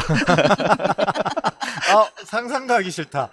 해킹당해서 누가 보고 있더라. 이런 얘기들도 나올 정도로 지금은 예전보다도 더 중요해지면서 동시에 인터넷 또는 스마트폰에도 여전히 보안 문제는 있었는데 지금도 계속 보안 문제 존재하잖아요. 그래서 끊임없는 이 게임 속에 또 뭐랄까요? 스펙트럼이 굉장히 넓어지는, 그리고 일상에서 굉장히 좀 중요해지는 그런 어떤 스테이지를 지금 우리가 겪어가고 있다라는 좀 그런 느낌이 들어서 5번째 트렌드로 선정을 해봤습니다. 네. 그 보안 기술이 발전을 하면 어떤 가능성과 기회들이 계속 열릴 것 같거든요. 어떤 것들이 있을까요, 전 대표님? 네, 보안은 사실 뭐 강조를 해도 지나치지 않은 것 같아요. 그러니까 스타트업이 빠른 성장을 하기 위해서 뭔가 빨리 만들고 하는 건 굉장히 중요한데, 뭐 그런 과정에서 사실 가장 소홀히 할 수 있는 것도 보안이거든요. 그래서 보안은 이제 좀 전에 말씀하신 것처럼 엄청 중요하기도 한데, 이제 저는 이제 어떻게 보면 보안이라는 관점에서 그 보안을 인증하는 요소로도 굉장히 중요하게 보고 있거든요. 예를 들어서 뭐 저희가 보통 이렇게 지문 인식으로 휴대폰을 푼다든지 뭐 결제할 때도 많이 쓰고, 그 다음에 뭐 홍채라든지 얼굴 인식으로 뭐 출입증을 하기도 하잖아요. 이런 쪽에서는 여전히 계속 기술도 발달하고 있고, 이 인증 기술을 잘 활용을 하면 어떻게 보면은 이게 불편하기도 하지만 또 우리의 삶을 더 편리하게 해줄 수도 있고, 또 안전하게 일상생활에서 기회를 많이, 사업적으로도 기회를 가져갈 수 있는 그런 영역이 아닌가라고 생각을 합니다. 특히 이제 한국 회사들이 저희 뭐 신분증 인증 이런 것도 진짜 잘하거든요. 그래서 뭐 산불 감지라든지 이런 것들을 잘해서 뭐 해외로 수출할 수 있는 것도 많고 하니까 이런 분야에서도 한국 회사들이 보안 관점에서도 좋은 회사, 뭐 유니콘들이 많이 나왔으면 좋겠다라는 생각을 하고 있습니다. 네, 특히 뭐 AI가 앞으로 계속 발전할 거잖아요. 그리고 그 AI가 적용된 수많은 스마트 디바이스들이 계속 우리 삶 속으로 쏟아져 들어올 텐데, 그럴 때마다 아마 불거지는 문제가 보안에 관련된 거라고 생각을 합니다. 그래서 반도체로 하는 보안, 또는 센서로 하는 보안, 또는 인터넷 기술, 암호화 기술로 하는 보안, 또는 뭐 네트워크 보안, 이런 보안에 대한 아마 기술의 진화는 굉장히 빠르게 앞으로도 계속될 거고요. 더 나아가서 이제 뭐 프라이버시라든가, 또는 방금 말씀하신 것처럼 뭐 어센티피케이션 같은 인증 관련된 것들이 함께 발전하면서 저는 이 분야도 앞으로 이 기술의 발전 속도에 계속 따라가면서 끊임없는 기회를 우리에게 가져다 줄 거다라는 생각을 해봅니다. 그 기회 부분 말씀하셔서 그런데 대한민국의 기업들이 보안 분야에서는 강국이잖아요. 그러면 앞으로의 어떤 산업적인 측면에서 어떤 방향성을 가져가야 될까라는 의문이 좀 듭니다. 여기에 대한 의견 있으실까요? 뭐 사실은 이 보안이라는 분야도 워낙 다양합니다. 그리고 이제 강국이라고 우리는 생각하지만 또 강국이 아닌 분야들도 대단히 많이 있어요. 그래서 저는 이제 앞으로 어찌됐건 지금 보안이라고 하는 분야가 뭐 삼성 같은 경우는 뭐 녹스를 만들어서 뭐 하고 뭐 이렇게 얘기하고 있지만, 보안은 영원한 숙제거든요. 왜냐면 그보다 더 훌륭한 해커들이 나서 또 뚫고 그리고 지금 보면 우리 인터넷성에서 쓰는 모든 서비스들, 저 암호 못 외워가지고 지금 못 들어가는 경우 되게 많고, 뭐 이중보안, 삼중보안 이렇게 나올 정도로 이거는 정말 고객의 관점에서 또는 사용자 입장에서 불편한 부분들도 되게 많아요. 그래서 이거를 AI 기술 또는 또 다른 기술들을 활용해서 어떻게 더 편하게 만들고 더 안전하게 만들 것인가라고 하는 본질적인 질문에 좀 집중을 하면 이 분야도 우리에게는 굉장히 뭔가 크게 열려 있지 않을까. 뭐 멀게는 뭐 블록체인 기술들을 활용해서 보안을 할 거야라고 누군가 얘기하고 있지만, 그 과도기상에서도 굉장히 다양한 시도들은 가능할 거다, 이렇게 생각합니다. 네. 뭐 하시고 싶은 말씀 있으실까요? 없습니까? 네. 저희가 없다고 말씀하시면 안 된다고 말씀드렸는데 마지막으로 이렇게 대미를 장식해 주시는. 네. 감사합니다, 두 분. 죄송합니다. 네. 내일도 있는데. 네. 네. 오늘 더밀크 혁신원정대 STK2025 라이브 방송, 오늘 준비한 내용은 여기까지입니다. 네, 오늘 두 분 전문가분 이틀간 함께 하셨는데 어떠셨는지 소감 한 말씀 좀 부탁드립니다. 네, 저는 뭐 1월부터 또는 그 이전부터 더밀크와 함께 혁신원정대 활동을 지금 계속 같이 하고 있고, 저는 또 제 인생 자체가 혁신을 굉장히 좋아하고 즐기는 스타일이다 보니까 이 혁신의 씬에서 열심히 많은 것들을 보고 경험하고 또 이렇게 알려드리기 위해서 노력을 하고 있는데, 요즘 들어서 이 변화의 속도와 밀도가 너무나도 빠르고 빨라졌죠. 두껍고 압축적이고 임팩트가 있다고 생각을 해요. 이 얘기는 결국 굉장히 많은 기업들 또는 굉장히 많은 산업에 위협을 가져다 줄 수 있는 요소이기다 라고도 생각하면서, 동시에는 또 대단히 많은 기회를 줄 수 있는 또 뭔가 잠재력이다라고 우리는 생각할 수 있을 것 같아요. 그래서 우리 더밀크 혁신 원정대와 함께 앞으로도 이렇게 변화를 같이 이야기하고 이 안에서 어떤 것들을 기회로 가져갈 수 있는지 함께 좀 찾아보는 그런 시간들을 오늘 또 STK에서 가질 수 있어서 너무 좋았습니다. 네. 네. 저는 올해 초에 CES부터 해서 네. 지금까지 계속 혁신 원정대와 함께 했는데요. 이 정말 역사적으로 가장 빠르게 기술이 발전하는 시기가 아니었나라는 생각을 해요. 그런데 이제 이 시기에 이런 여러 가지 이벤트들을 통해서 저도 계속 꾸준히 배우고 또 같이 더밀크랑 또 이 시청자분들과 이야기를 깊이 있게 나눌 수 있는 그런 기회들을 많이 가질 수 있어서 너무 좋았고요. 그리고 또 이제 올해 중반이잖아요. 지금 딱 중반 되는 이 시점에 우리가 올해 전반적인 그 상황에 대해서 트렌드를 또 뽑으면서 이제 기술이 어떻게 되고 있는지 한번 중간에 이제 마침표를 방점을 하나 찍었다는 관점에서 네, 한번 이렇게 되새겨보고 예, 돌아갈 수 있는 굉장히 네. 의미 있는 시간이었던 것 같고 또 앞으로의 올해의 남은 반년은 어떻게 빠르게 또 변화할지 그리고 그 사이에 어떤 그 기업들이 또 기회를 갖고 성장할 수 있을지 매우 기대가 많이 되는 시기입니다. 네, 감사합니다. 저는 두 분 때문에 굉장히 즐겁게 방송했던 것 같습니다. 두 분 준비해 주시느라 제가 정말 엄청난 압박을 드렸는데 준비해 주시나 너무 고생 많으셨고 내일 또 오셔야 되죠? 네. 현장에? 네. 내일 또 오셔서 현장 인사이트 많이 얻어가시고 또 더밀크닷컴 통해서 이런 부분들 또 나눠주실 걸로 생각이 됩니다. 네, 리서치 얘기도 하셔야 됩니다. 네, 저희가 리서치 보고서도 이제 준비를 하고 있어서 인사이트들 공유 드리도록 하겠습니다.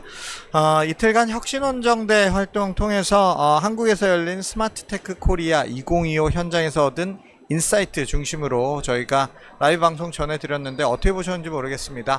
더밀크의 혁신원정대를 통해서 조금이나마 이 대한민국의 현재 기술 혁신 그리고 미래 혁신 방향에 대한 어떤 그런 인사이트 얻으실 수 있으셨기를 바라는 그런 마음 갖고 있습니다.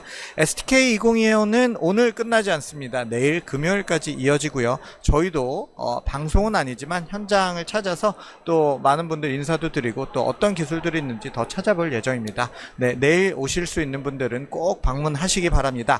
그럼 저희 더밀크는 또 다른 혁신 현장에서 혁신 원정대라는 이름으로 찾아뵙도록 하겠습니다. 지금까지 시청해주신 여러분들 대단히 고맙습니다. 감사합니다. 고맙습니다. 감사합니다. 감사합니다.